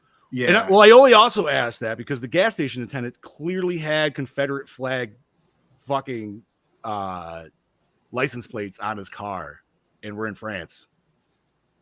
So It's I didn't American know. import, clearly. Yeah, but like we're like all the cars. Like that's. I was hoping maybe you might have had something on that, but if not, I don't. then that was just a weird thing that I noticed. All right, never mind. Sorry. Cecile DeFrance did most of the stunt driving during the car chase through the woods. Nice. Shit. Okay. And she was barefoot, too. Did you guys notice That's that? cool. Mm-hmm. Yeah, that's not fun to do stick shift barefoot, dude. I can't imagine. The only studio filming done was shooting the scenes between Marie and Alexia inside the killer's truck. The studio itself was merely a garage. Huh. Okay. That's cool. I like that. Oh, I'm sorry. I meant a car hole. Wait, what? Didn't you ever see God. the Simpsons episode where Car Marge hole. joined the police force? Me? Marge joined the police force, and the guys were sitting around playing poker. And Homer said something about the garage. Said something about what's his face kept going out to the garage, and Moe's like, "Ooh, a garage, ooh, la di da." Well, what do you call it? I call it a car hole. A car hole. Ugh. Sounds gross. The shot where the fake blood splatters the camera lens during the murder of the driver was actually an accident, but the shot impressed the director, so it was left in the film. The graphic shot was cut from the theatrical release, though, but restored for the DVD release. Good. Nice. Very nice. Sorry, I'm just looking shit up. That's right. The location used for the exteriors of Alexa's house was actually a dilapidated mill that the production cleaned up and dressed for the film. Nice. I will say, if they did, they cleaned that house up nice inside. I mean, it felt like an old farmhouse, so Yeah. the aesthetic definitely worked. According to the director, 4 different locations were used for the house, but the set dressing and editing make it appear as one location. Oh, Nice. That's cool. That's pretty good. That's solid editing. The scenes in the woods were particularly rough for stars Cecile DeFrance and Mai Wen, as both were supposed to be barefooted and the weather was quite cold. I wonder if our dude's kind of like a little bit of a Tarantino. Sounds like Foot fetish? Just Maybe. saying. You never know. No, I think, though, really it makes sense for them to be barefoot since, you know, they were They were Yeah, in they bed. supposed to be, they yeah. were Yeah. sleeping. Yeah, I mean the one girl literally got ripped out of bed. So. And dude, that is one thing that drives me nuts, seeing people on fucking movies and TVs wearing their shoes in their house. You know, a lot of people apparently think we as Americans do that. And I can only speak for where are sneakers and shit through the house? And it's like, no. Do you not? No. No. You do? I kind of do. Yeah. Why? I would not. Because I have a front. Because my shoes go everywhere else. I don't want to track that shit in my house. Yeah. What? Yeah. I'm with That's why Scoops, I literally have that's why I literally have a foyer. You weirdos. No. That's why I have What a the foyer fuck? where you take your Dude, shoes Japanese off. style. You take your shoes off as soon as you Look, walk in the door. Mel used to do that at her apartment. We used to have to take our shoes off. Fuck that. I don't take. Okay, but here's why I don't take my shoes off. And I explained this to Mel the other Bro, day. you bringing in poo in my house, man. Listen, I cannot take my shoes off because then my day's done. When I take my shoes off, yes, thank you, Gene. Wait, what did she say? What did she say? What did she say? A lot of dirt. She said house slippers. That's what Gene just said. That's what Gene just said. Same page. Okay, that's fine. My mother-in-law does that. But if I take my shoes off, my day's done. I don't want to do anything else. I'm ready to just crawl into bed. There's times where I keep my shoes on until like 11:30 at night because if I take them off, okay, maybe not like that extreme. Persian and Mexican collide. Nope, my shoes and my socks are the first things I take off when I get home. Bro, for real, man. I need them bitches to breathe. Especially wearing steel-toed boots all day. All right. Well, after work, I take them off, obviously, but like on a weekend, depends on what I'm doing. Bro, weekend is flip-flops all fucking weekend, man. Okay, bitches are. If I'm off of work, I don't wear my shoes inside because I'm barefoot or I'm wearing my Crocs. But if I'm during the week, if I'm at work, like when I come home tomorrow, I'm not taking my shoes off as soon as I get home because I'm not trying to go to bed. By the way, maybe this is like a rural versus urban thing because I'm a rural area. We've always been old farming your shoes. You either take your shoes right outside the door, or usually you have like a little area or a room where you could take your shoes off right inside the door. Yeah, it's a mud room. You call it a mud room. Yeah, exactly. I got a little one that's where you throw your shoes off, so that way you can come up to my house. As soon as you walk into our front door, there's 2 freaking floor mats right there. You take your shoes off right there. Yeah, that's literally why. Like, that's the mud room. That's when kids come in from being all wet from playing in the snow and shit. No, you take your shit off all out there and you fucking hang dry that shit. I'm sorry, you don't get that, Scoops. I know. It was 120 degrees today. Fuck you. Now he's jealous because it blows my mind when you guys are like, "Oh, we had to put the ACs in," and I'm like, "What the fuck do you mean? You don't have AC 24/7, 365?" What do you mean? No, I don't even have central area. I'm still debating whether I want to get that next year. That blows my mind. No, man, you don't need it when it's fucking 19 degrees outside. No, yeah. That's on a warm day. You got a half a foot of snow on the ground over here. Jeez. All right, let's get back to come on. How did we even get on this subject, dude? The shoes. Yeah, but the barefoot. They were barefoot. Oh, yeah, the barefoot. Okay, so I'm gonna have to skip through this. Here's the funny thing. Influenced by the Dean Koontz novel Intensity, director-writer Alexandre Aja had read the novel prior to making High Tension. Despite the similarities, Koontz later elected not to pursue plagiarism case because he found the film so puerile, so disgusting, and so intellectually bankrupt that he didn't want the association with that would inevitably come if he pursued action against the filmmaker. Okay. For Koontz to call it intellectually bankrupt, you're talking about the fucking great value Stephen King here. Fucking Dean but Koontz. You know what? He's still got a fucking armada of books underneath his name. Okay, dude. He's got one that was made into a good movie, and that was Phantoms. Well, no, because the movie you were just talking about, the bomb in Phantoms. Yeah, he was. The book you were just talking about was made into a TV movie, prior to obviously this. I believe it was 97. Because I actually fell onto an article all about this. And apparently those two movies line up for about 80% of the movie of like pretty much what the fuck's going on. Really? It's just the very last like 20 minutes or whatever is where both movies are like, all right, and now we're veering different courses. So that's why they're TV movies. Well, no, but it's just the story in itself. Like, but that just a TV movie adaptation, it could, like, the book itself could line up with it even better. Right. But I'm almost interested to watch this TV movie to see, like, because they were showing snippets of it. And so, like, the scene in the grocery store, there's almost like a literally shot for shot kind of scene in that movie of like her in a different convenience store, like hiding behind the thing from the killer. And the reason I want to watch it is because it has a young John C. Reilly, and I think he plays the killer in it. Oh, So, Really? like, yeah, that kind of intrigues me right there. You know what I mean? I was like, yeah, bro. Hmm. I'm always a sucker Okay, for John C. okay, Reilly. okay. So Okay, let's continue on. According to the director, the screenplay version of the film had the entire movie from Marie's version of events. You didn't find out she was the killer until the end of the film, after Marie defeats the killer and rescues Alex, when it would cut back to the hospital room and you see Marie in handcuffs. A police officer would roll in a TV and show Marie the video of her killing the gas station attendant and asks if she wanted to change her story. The real version of events was meant to be another movie entirely. However, when the writers presented the script to Luc Besson, he convinced them to change the ending to include the last reel of the film revealing Marie as the killer instead of the last 5 minutes. No, I think the I think it original would have worked. cool. I think it would have worked better the first way. Yep. Yeah. See that? So there Definitely. would have been two. That's also I'm like, yeah, but that now that would have been cool because then you use the same actors and you film it back to back so it feels natural, right? Like no Yes. aging and shit like Right. that. Yeah, absolutely. that would have been cool. That would have been a solid sequel. 'Cause That's that well. That's was- what, when I was. Film them at the same time, and then you just have her do the Right. exact same shit that the fucking killer did. Well, that's where I was going to go with. If there was a sequel, it would have been something like that, not like something where it's like, oh, she's back. Like, no, now we're going to actually see how it literally played out, even though we see, but like perspectives. But the That thing would- is, like,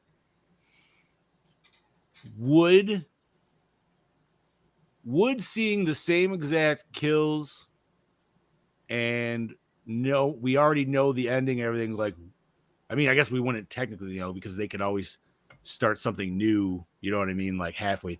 Because I feel like that's what it would be. I feel like your first half would have to be like what we know, and then you'd have to give us some new shit that's going to have to happen to keep your interest going for something like that. I think Otherwise, it you're also- literally just rewatching the same shit again. I think it would also have to show like maybe why she is the way she is, a little trauma. Why is she obsessed with this girl? What gave her? because that? she's a fucking weird incel, bro. That's all it has to be. It doesn't have to be anything fucking other than that. She's just some weird fucking chick who's obsessed with this other girl. That's all. If it was a dude, you wouldn't even question it.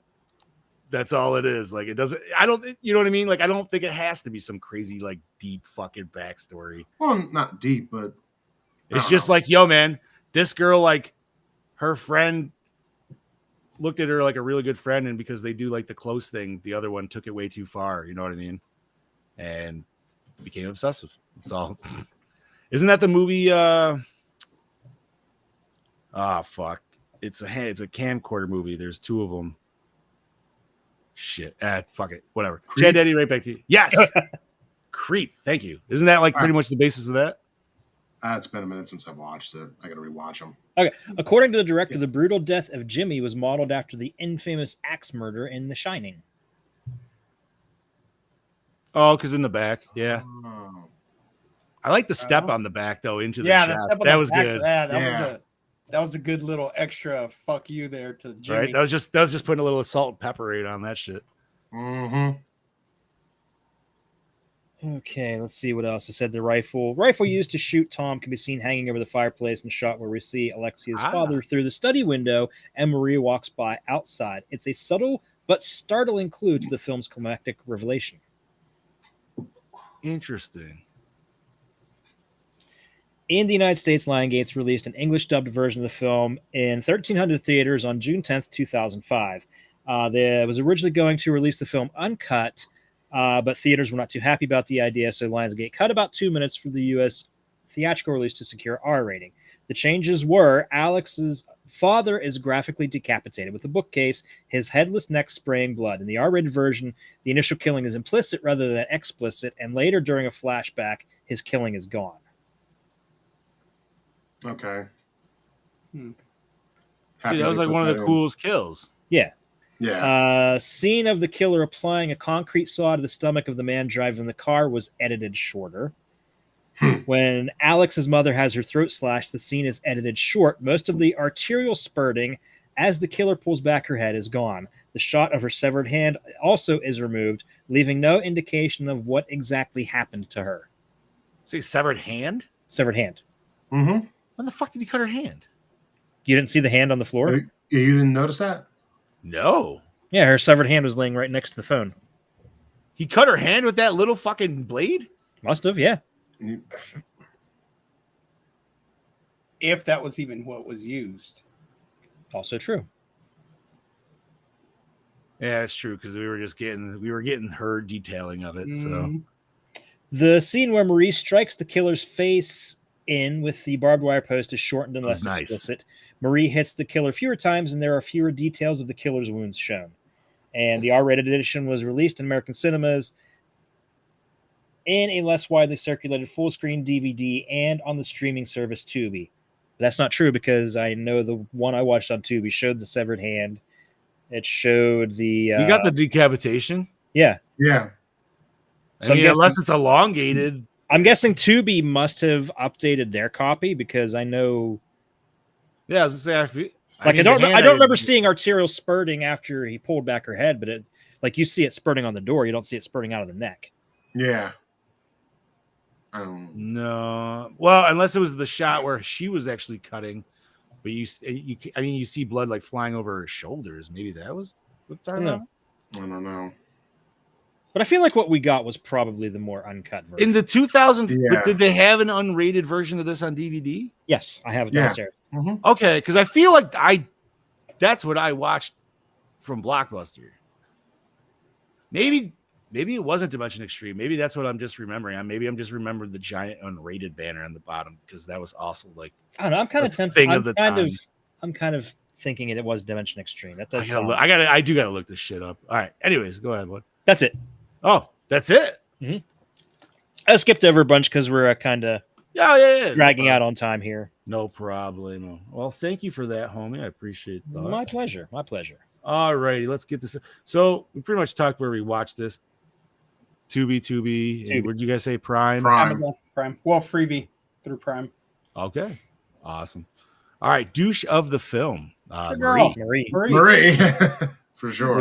Cut for the film. 100%. Favorite kill, boys? Dresser. Car. I'm going with that whole car saw scene. Oh, the concrete saw? Okay. Oh, yeah. I'm going with the axe just because the brutality of her or him, whatever, like just stepping on him and pushing it into the axe even further. And I love a good axe kill. So I would say like the axe kill does feel like it almost has like the most sustenance to it.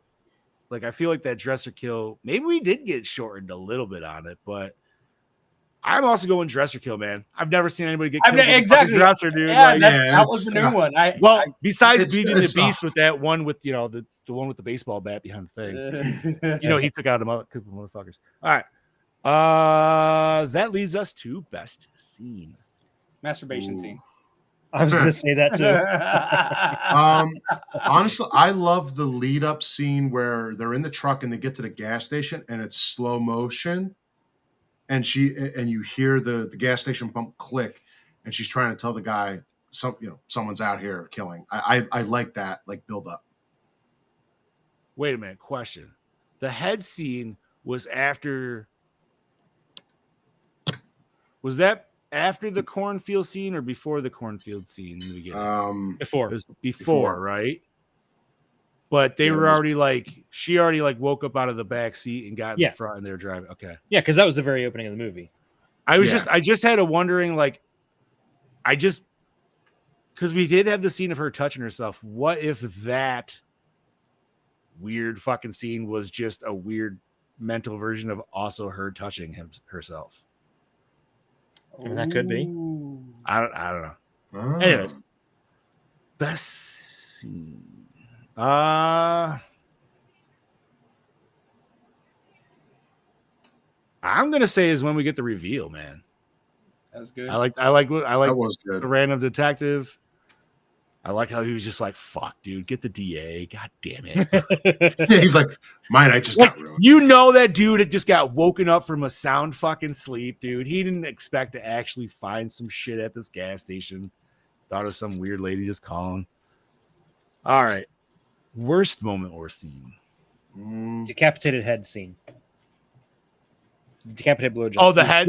Yeah, because you look back, it makes no. It really is it's a pure for shock value scene, dude. Yes. But it doesn't add anything at all. No, it doesn't. And like 2005 me totally loved and appreciated that scene. 2024 me still laughs at it, but it's just like, Like, yeah, it's like you just look back, it's like, well, she's the killer, so that guy doesn't exist. So that makes no sense. Right. Who was that random head that she was thinking about that was Well, that head did kind of look like her friend. That's what It I'm did. wondering if It did. It looked that's exactly I'm wondering like if it was like some weird like mental fucking like rub out sesh, dude. That has to be. Like almost like if you had that and then her waking up in the car. That would make more sense. Like, oh, it fit in more with the dream idea of it. I'll go with Doggo Diane. That was sad. At least they didn't show that on screen. Yeah. No, it's just a puppy laying down. He's like, okay, I'm gonna lay down right here. You mean I get a snacky? That's right. Yeah, I'm probably gonna go with the deadhead scene. Yeah. I'm gonna agree with Chad Daddy. It's, as well. Score. Nope. I'm sorry. You're Opening scene. Hook you in. Yes. Yeah, because it shows her, running through the woods all bloodied and everything. You know what? This is kind of one of the times where it shows well, no, didn't we get the scene of her? Or was the opening scene of her feet? No, her feet. No, the opening scene wasn't her running. It was a dream. You see the feet, but you don't see who it is. No, John's right. It was her. It was her in the hospital. Yeah. You see the pan up of her feet, and it was just like, oh, we'll always be together. Nothing will come between us. Blah, blah, blah, blah, blah. Yeah, because it slowly pans up, and you see all her wounds and everything. But you're right. That's when you see her all bloody, and she runs out of the woods and sees the guy that she actually ends up killing at the end. And it's flipped where it's actually her friend that's running out of the woods. So, yes, because it kind of gives you the ending, but it does a nice flip to where it's not actually the ending. So I'm gonna say yes. It's not X. So sure. Most attractive character. Frankly, neither of them, honestly. Marie was the better looking of the two because I just couldn't get past the horse teeth. Neither one for me, honestly. The mom. Dude, honestly, the only reason I'm having a hard time with Marie is because I hate the fucking pixie cut. But the girl had a slamming body, dude. I'm gonna go with Marie. I'm giving it to her narrowly. She had that. I'm just saying she had that tight 2000s body, bro. Like I'm giving it to. I'm gonna give it to the friend because we got to see her boobies. Oh man, with that big ass overbite in those teeth, paper bag. That's a brown bag. She looks like even a discounted version of that Fran Drescher ripoff from Seinfeld. Yeah, I don't know her name, but I'm sure you know. Yeah, I know who you're talking about. And Elaine's friend there. Yeah, the one that's always pregnant. Friends. Oh God. Oh yeah, fucking what's her name? Oh God damn it! Yeah, I forget her name. See the baby. Oh God. But yeah, no, that's what she looked like to me. But I don't know. I mean, she was all right. I got no. The problem is like you see her all tortured up half the time, so it's kind of like they do absolutely nothing. So sorry, no. All right.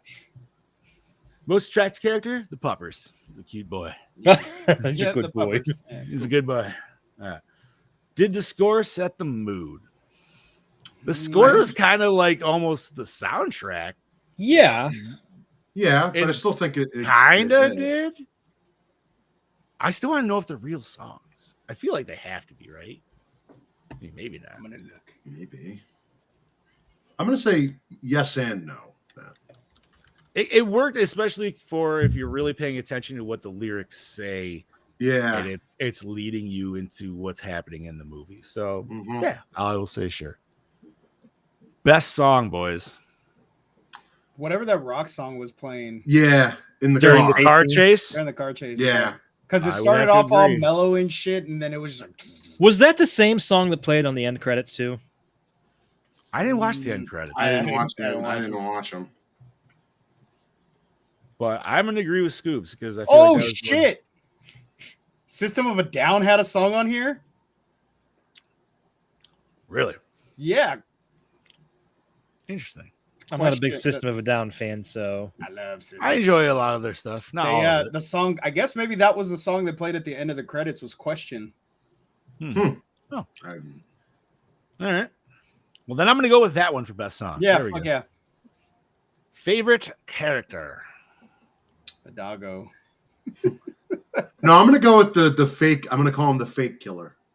I'm gonna go with the detective that said you better call the DA. Call the DA. God damn it. God damn it, Shad. I'm thinking the same fucking thing, and I don't know why. And he was only in the movie for like 2 seconds. Yeah, like a fucking minute, and then he fucking. You know why? I 'Cause, did love that. He looked like he showed up in his pajamas, kind of. Dude. You know what I mean? Like he didn't look like he just came from the office. Yeah, dude. He had to throw on his detective coat, and some other dude who was actually on fucking call, or like, you know what I mean? And like now he's pissed because there's a murder. They got right call the now DA, he's got to do he's work. not going back. Yeah, he's not going back to bed. God damn it, dude! That whole time he's definitely thinking, I should have fucking stayed. I in just bed. took melatonin too. I'm fucking groggy as shit. I haven't slept in 3 days. This was my night. Right?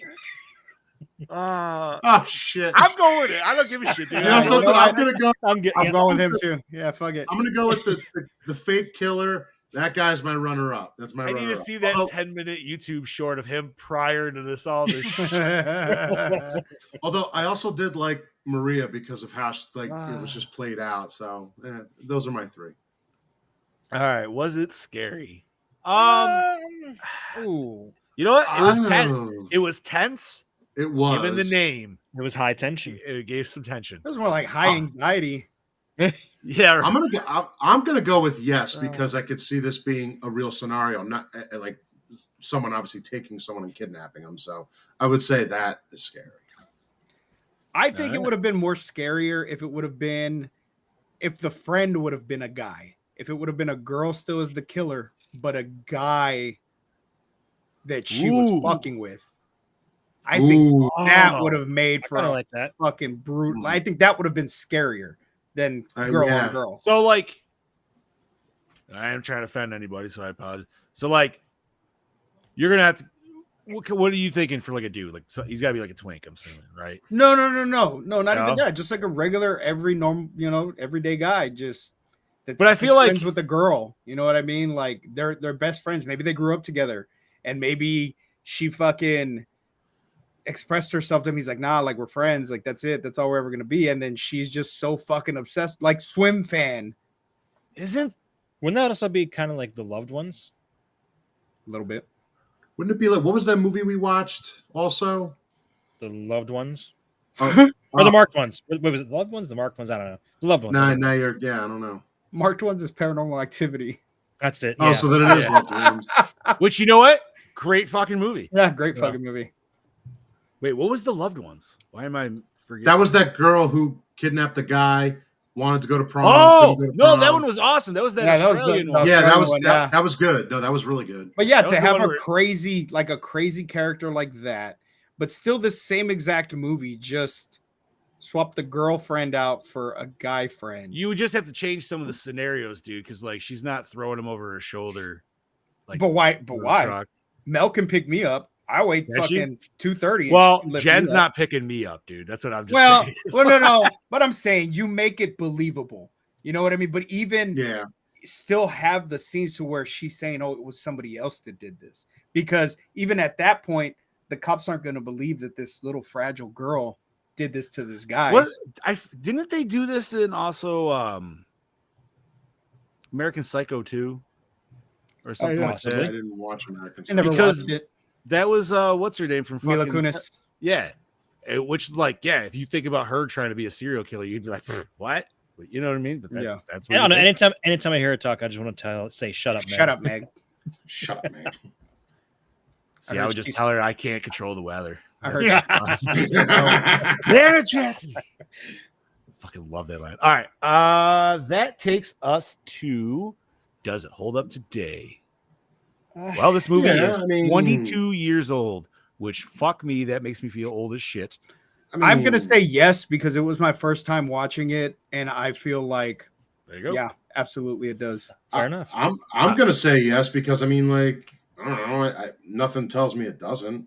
I think it holds up better today now because of the state of the world that we live in. Something like this could fucking happen very easily. Yeah, Fair enough. Yeah. Honestly, I'm glad that this was your first watch because it is nice to have somebody on deck that got to experience that. Oh God, for the first time. I just now look there at the chat for the first time in quite a few minutes, and I just see Gene saying Kelly can be a guy's name too. Yeah, it can be Kinky Kelly. That's right. And the sexy study. Hey. I just watched that yesterday. I watched it yesterday, Clerks 2. Dude, I haven't watched Clerks 2 in a and I God. still have yet to watch 3. I don't want to cry. You're gonna bawl. I don't need to cry that out, hard, John. I'm good. Let's see. That would lead us to how is the acting? Yeah, Pretty That solid. is good. solid, Yeah. 100%. Not even a question. You know what? That little kid, he fucking sucked, dude. Like He did. No. Yeah. I was just about Yeah. to say that the little kid was the only. Even the dog acted better than the little kid. That's all I'm gonna say. That little kid was kind of a shitty actor. I mean, he laid down in the cornfield as a dead body quite well, but the rest of it was kind of no. I don't know. Was that even? Here's the thing. Go back and watch that scene again. Was that even a little kid laying in the field? Because the body Probably looked, not. the body looked way too big to be a little kid. Did it? I don't know. Yeah. I was thought like, it looked like is that him. the kid? It looked like him in his cowboy clothes or whatever the fuck it was. But I don't see that little dude like laying down all that corn like that. He's not like a 500-pound fucking rock. All right. That brings us to the cinematography. I thought the cinematography was extremely well done. Yeah, and I love the coloring of this movie. Absolutely. Things were lit pretty well. I mean, I can honestly say going through a dark wooded night is never lit that nicely for anybody in the real world, but for movie effect. And I It really was a love full the moon. That's why. There you go. I love the shot of the truck pulling up to the house where all you can just see the headlights. Yes, and they're Mhm. blinding, so you couldn't even really see our killer at first. You can just see his silhouette. The one thing was that solid. did bug me was when they're in the car chase scene and they show the truck and you can't see the driver, but then you see her and you can see her clear as fucking day because all the lights are on inside the car. And I'm like, nobody drives the fucking car like that. Yeah, No. that Drives bugged me with their too. fucking lights on. Yeah. But they did that just for Yeah. cinematic effects, just so Yeah. you could see Of her. course. Yeah. And the best part of that is she didn't have her headlights on, but it was like, Yeah. But You know then what I mean? the second the truck's behind her, lights are on. That's like yeah. you noticed. So you noticed, how like, did that? And that was another like, how the hell did that fucking happen? There's no pull off, and we're driving through the fucking forest. hey, at this again, point. it never happened, so it doesn't really matter. Right, 100%. That's Or the we keep kind of forgetting thing that that part. jabs Hold me on. a little bit. On that what shit. if the friend escaped at the gas station, got in the fucking car, and she was driving the chasing- truck? She was driving the truck. Mm. Could see that. That's I the like only that. way that would make sense. I like that, actually. I like that a lot. Better. Cinematography, though, I'm also going to give it to the, like I said earlier, the greenhouse scene. I liked how that was shot. You got Yeah. a little like over the head shots of just showing like how dilapidated this fucking thing is, and just the decor of all the. Hey man, it's a broken greenhouse and it's still working. Look at all the plants growing in there. Mhm. All right, did we Although like? with it Go being a ahead. greenhouse, I question the necessity of barbed wire in it, though. Or to keep animals out. If you're growing, Yeah. if you're growing like vegetables and stuff. Yeah, but Yeah, if it's a you- greenhouse, it should be self-contained. There shouldn't even be animals. Yeah, Mm. that's what I'm saying. Yeah, but Unless somebody repurposed an old greenhouse to grow their own vegetables. Probably. you know possible. what did bug me about that scene, and it bugs me about any scene that uses a fucking plastic as a way to fucking suffocate somebody. Ah, Just yes, fucking rip the goddamn plastic. yeah, but you know what? I like when movies do give that when somebody's Yeah. just doing that because didn't they do the Terrifier, right? Terrifier, yeah. Yeah, where she was just like, and it's like, Yeah. yeah, thank you. And he was all pissed off. He just looks at it. All right. So, did we like the premise? I did. Yeah, absolutely. Yeah. Yeah, you know what? The first time it was surprised. I feel like it surprised everybody the first time around. So worked out well. And climax satisfying. Surprisingly satisfying. Yes. I would say. Yes. Not bad, but sometimes makes you question other things in the movie. So well, it makes you question other things in the movie until you realize that it's her story. it's her story. It's all a lie. Yeah, she's fucking lying her ass off. I feel like maybe that's where like that TV scene of them pulling that in and making her watch it would have just solidified that a little bit more. So, other than that, I'm just gonna say 2 thumbs up for that. All right, boys, recycle, rewind, remake, or reboot. I'll rewind. Rewind, but not for a while. I will gladly watch this in another 22 years. I would rewind it, but I also wouldn't mind a remake. Ooh, remake. Remake would be cool. I wouldn't mind a remake at all. You really think it would need one? I don't know if it needs one. I don't think it does. I mean, it would be cleaner shot wise for sure, but you could also like upscale this shit. I think if it was too clean though, it would take away the grittiness that this has. I feel it's got some good grit. Would you Americanize it, or would you want? No, don't do it. Don't. I would. No, I would. I wouldn't. That's just me. Because every time we Americanize a foreign movie here, we fuck it up more. So here's the thing: if I'm not opposed to the idea of rebooting it, because I feel like you could reboot it, maybe add a little bit more of a different twist just to throw everybody off the game or something like that, because it's got it right. But then you also clean up some of the loose ends that gave us all the same questions that we had. That's where you twist it. You Americanize it and you twist it and add a guy friend instead of a girlfriend. That way, when the twist comes out, and he's just a nice farm boy. He's just a nice, totally American. Ever. Like he's Clark Kent. Yeah, the big 100%. city. Like, and then she's obsessed with him. See, and Bobby, I have to disagree with your we fuck up everything we Americanize. We didn't fuck up The Ring. We didn't fuck up Ju-on. I never watched the original Ring, so I can't compare.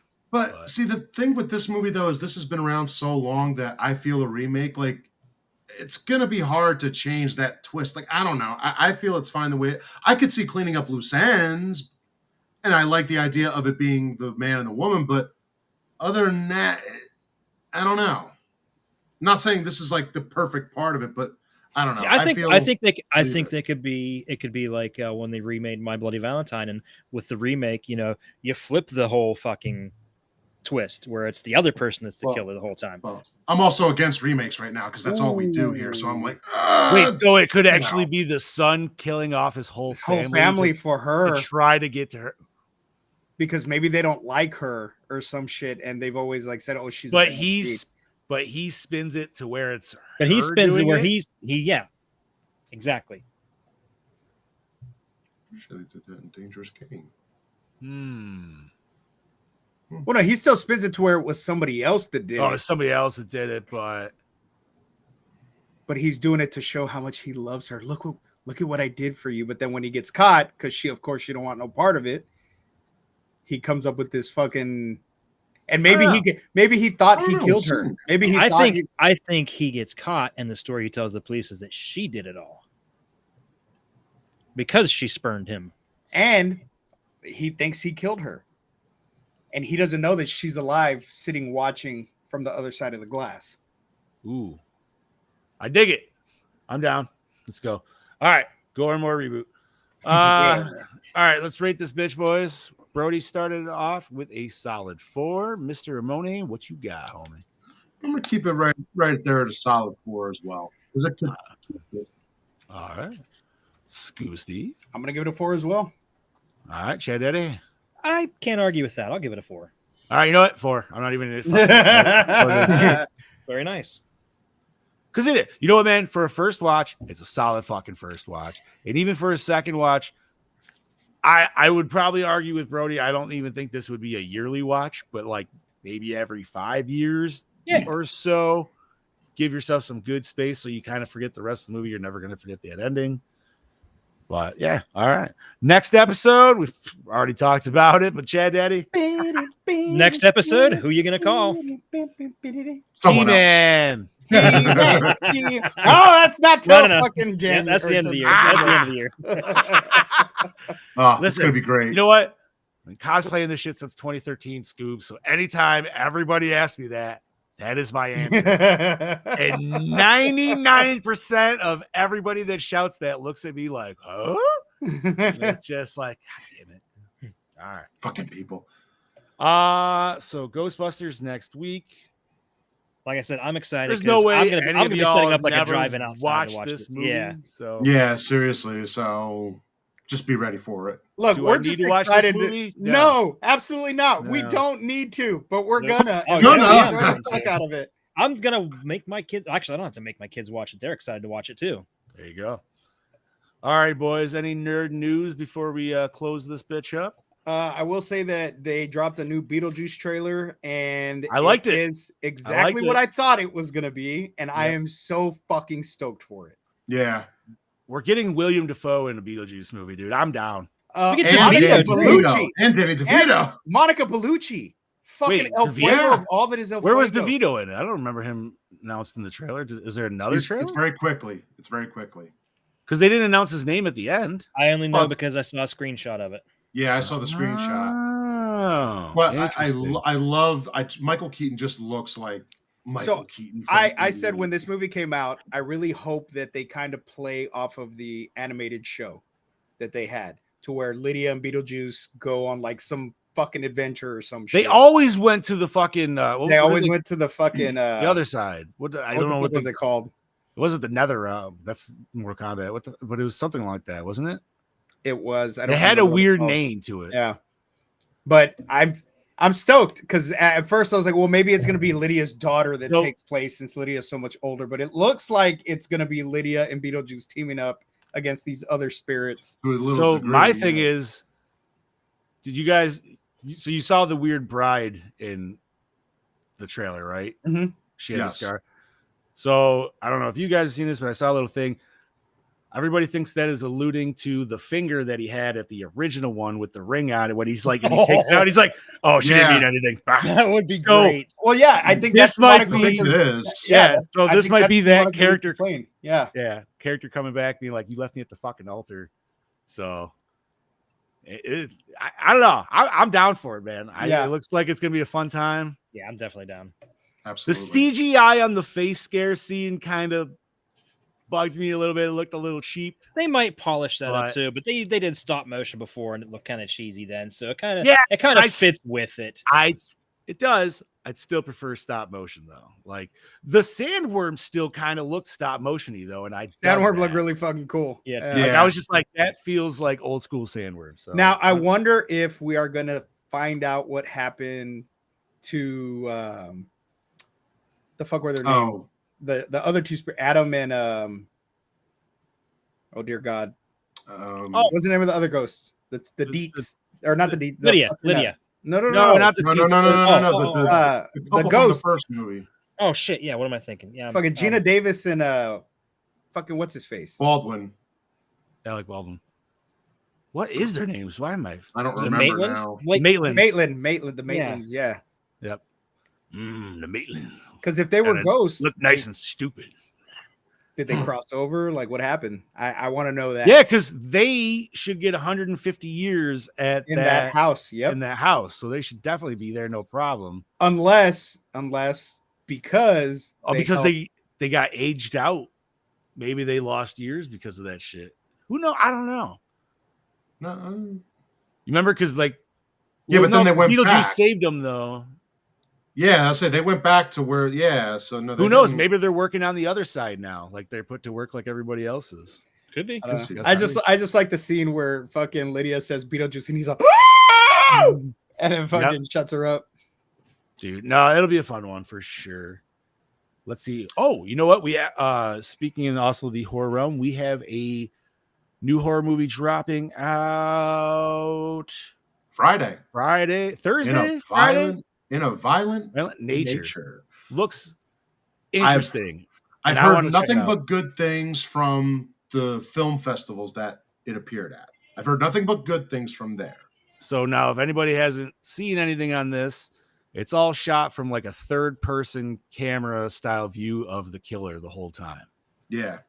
Because like it keeps saying POV, but I'm like, no, it's a behind-the-shoulder shot of like Jason walking through the woods, but that's the whole time, and I'm just like, interesting.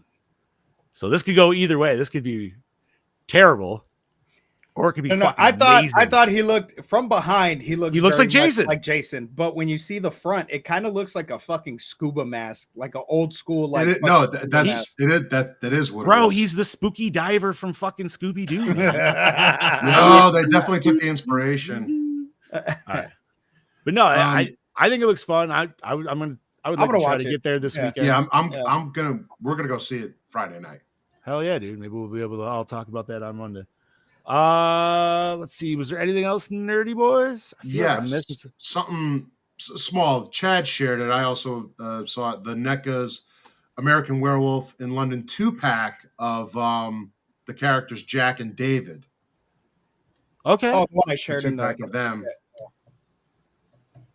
Word. I think we didn't do nerd news last week, but there was something that came out last week that I did want to mention. We never did. But Mr. Voorhees is back in action thanks to DC multiverses, and he's going to be a fighter coming up in that, which is awesome because if you don't know what multiverses is, it's Smash Brothers, but for the DC universe. For Warner Brothers. Yeah. So and that's true. Sorry. More broadening the Warner Brother universe. Yeah, because you can play as Gizmo too. Gizmo, Bugs Bunny, Superman, Batman, Wonder Woman. In light of Mr. Voorhees, we're now probably going to get more merch because he's already starting to appear in quite a few other realms. That being like the first one they're releasing. I'm hoping now that means that they could finally finish the Ultimate line at NECA. Yes, I will harp on that until we get it because they somehow skip ones. As far as movies, I know, Steve, you were going to mention it last week, but that's in that like charcoal gray area because NECA holds certain things. Well, I think with the movies, they've already said that it will not be a Friday the 13th movie that we're getting. Yeah, it can't be. They can't use the name Friday the 13th because it's tied in still with oh dear God, who owns the rights? Victor Miller. New Line. The company. New Line. Yeah, they're gonna call it something else, but it will not be Friday the 13th. It'll be called, either Jason Voorhees or Crystal Lake or some other shit. So it'll basically be the same deal New Line got when they did Jason Goes to Hell, where it's like, we can do anything involved with Jason and use Camp Crystal Lake, but we can't call it Friday the 13th. We can't use characters from other movies. We basically can't do there. That's probably what it's going to be, unless, of course, there's a money deal met. Let's just be real. So I will say, with the announcement of the whole Jason universe, there's two things I'm going to rag on, and I know a lot of people have, but for one, the mask that they put with that thing looks like fucking garbage. I didn't even see what it was. It looks like the worst AI piece of shit in the fucking. It's terrible. And secondly, I didn't give that much thought. Why are we using leet speak in fucking? Dude, it's 2024, man. It feels weird to me. Maybe I'm the only one off, but using the 1 and the 3 in universe, that's very 2007. Yeah. What are we doing here with that? I don't know. The mask I didn't really think about. I'm like, they know for a fact if they were to use that, they know there's no way going to be. It looks like when you get like the 5th re-released collection from Walmart and they just have some shitty fucking art on the front. That's what that is. And that's what they're going to fucking announce. Be like, that's their big, like, ooh, we're coming out with a whole, I don't know. Did you guys bring up the first revelation from that? The multiverses where he's in multiverses? Yeah. Yep. Did you see that it's not just like that they're using Uber Jason as well? Yeah. Are they? I did not see that. That's awesome. So that's where I do have it downloaded on the PC. Maybe I'll have to fucking. That's where I'm like, I had it on the PS4. I might get it. I don't know. That's why I said it before. NECA, now you can make the rest of the Ultimate figures, ones we've never gotten. Just do it and get it over with. Give us goddamn Part 8. I need a Part 8. I want a proper Part 9, and I want pre-Uber and Uber. That's what we need. Well, that'll finish the whole line right there. That's what I mean. Like, I harp on it because it's like, great, we got 1 through 7. And give us Jason and re-released the 2-pack with little kid Jason and Mama Voorhees. Yes. Oh, there you go. Let's see what else in horror universe. Oh, they announced potentially the new idea for the next Scream 7, and Gonna be a they're time going to jump. time jump, and Yep. we're doing Yeah. Sydney's kids. So, all right, Interesting. yeah. Yeah, I'm betting no. we're gonna make Sydney a grandma, and we're doing the Halloween thing now. Yay! God, no. I'm just No calling offense. it. Maybe I'm Scream wrong. should have. Maybe Scream I'm should wrong. have Maybe stopped. Scream maybe should her have stopped. kids will be but we like don't learn. 17 and 18. They'll be young. You know what I mean? It We- could go either way. We never learn. I Could don't go know, either whatever. fucking way. Sydney will die. Sydney has to die finally. If she doesn't, I swear to God, I give up. Let's see. I think we announced it last week or maybe 2 weeks ago, but 2 new Evil Deads we got coming on the way. Yes, we did. And then I feel like there was some other movie nugget news. I'm brain firing, but I'm pretty much tapped out on that. I think that's good. We are. It's time. Yeah, I'm good. All righty, boys. Bob, you want to start it up? This is your killing machine, Bobby Amone, saying we'll see you next week because we ain't afraid of no ghosts. This is your host for the Ghost, the Prince of the Paranormal, the Duke of the Dead, Lord Scuba Cabra, saying it's busting time, baby. This is your Dark Lord of Knowledge, your Chad Daddy, way down in the Chattahoochee, saying, "We got one." And this is your not so mean Fluff Master Supreme, Big Johnny D, saying, if there's a steady paycheck, I'll believe anything you say. Love it. And on that note, stay fresh, cheese bags.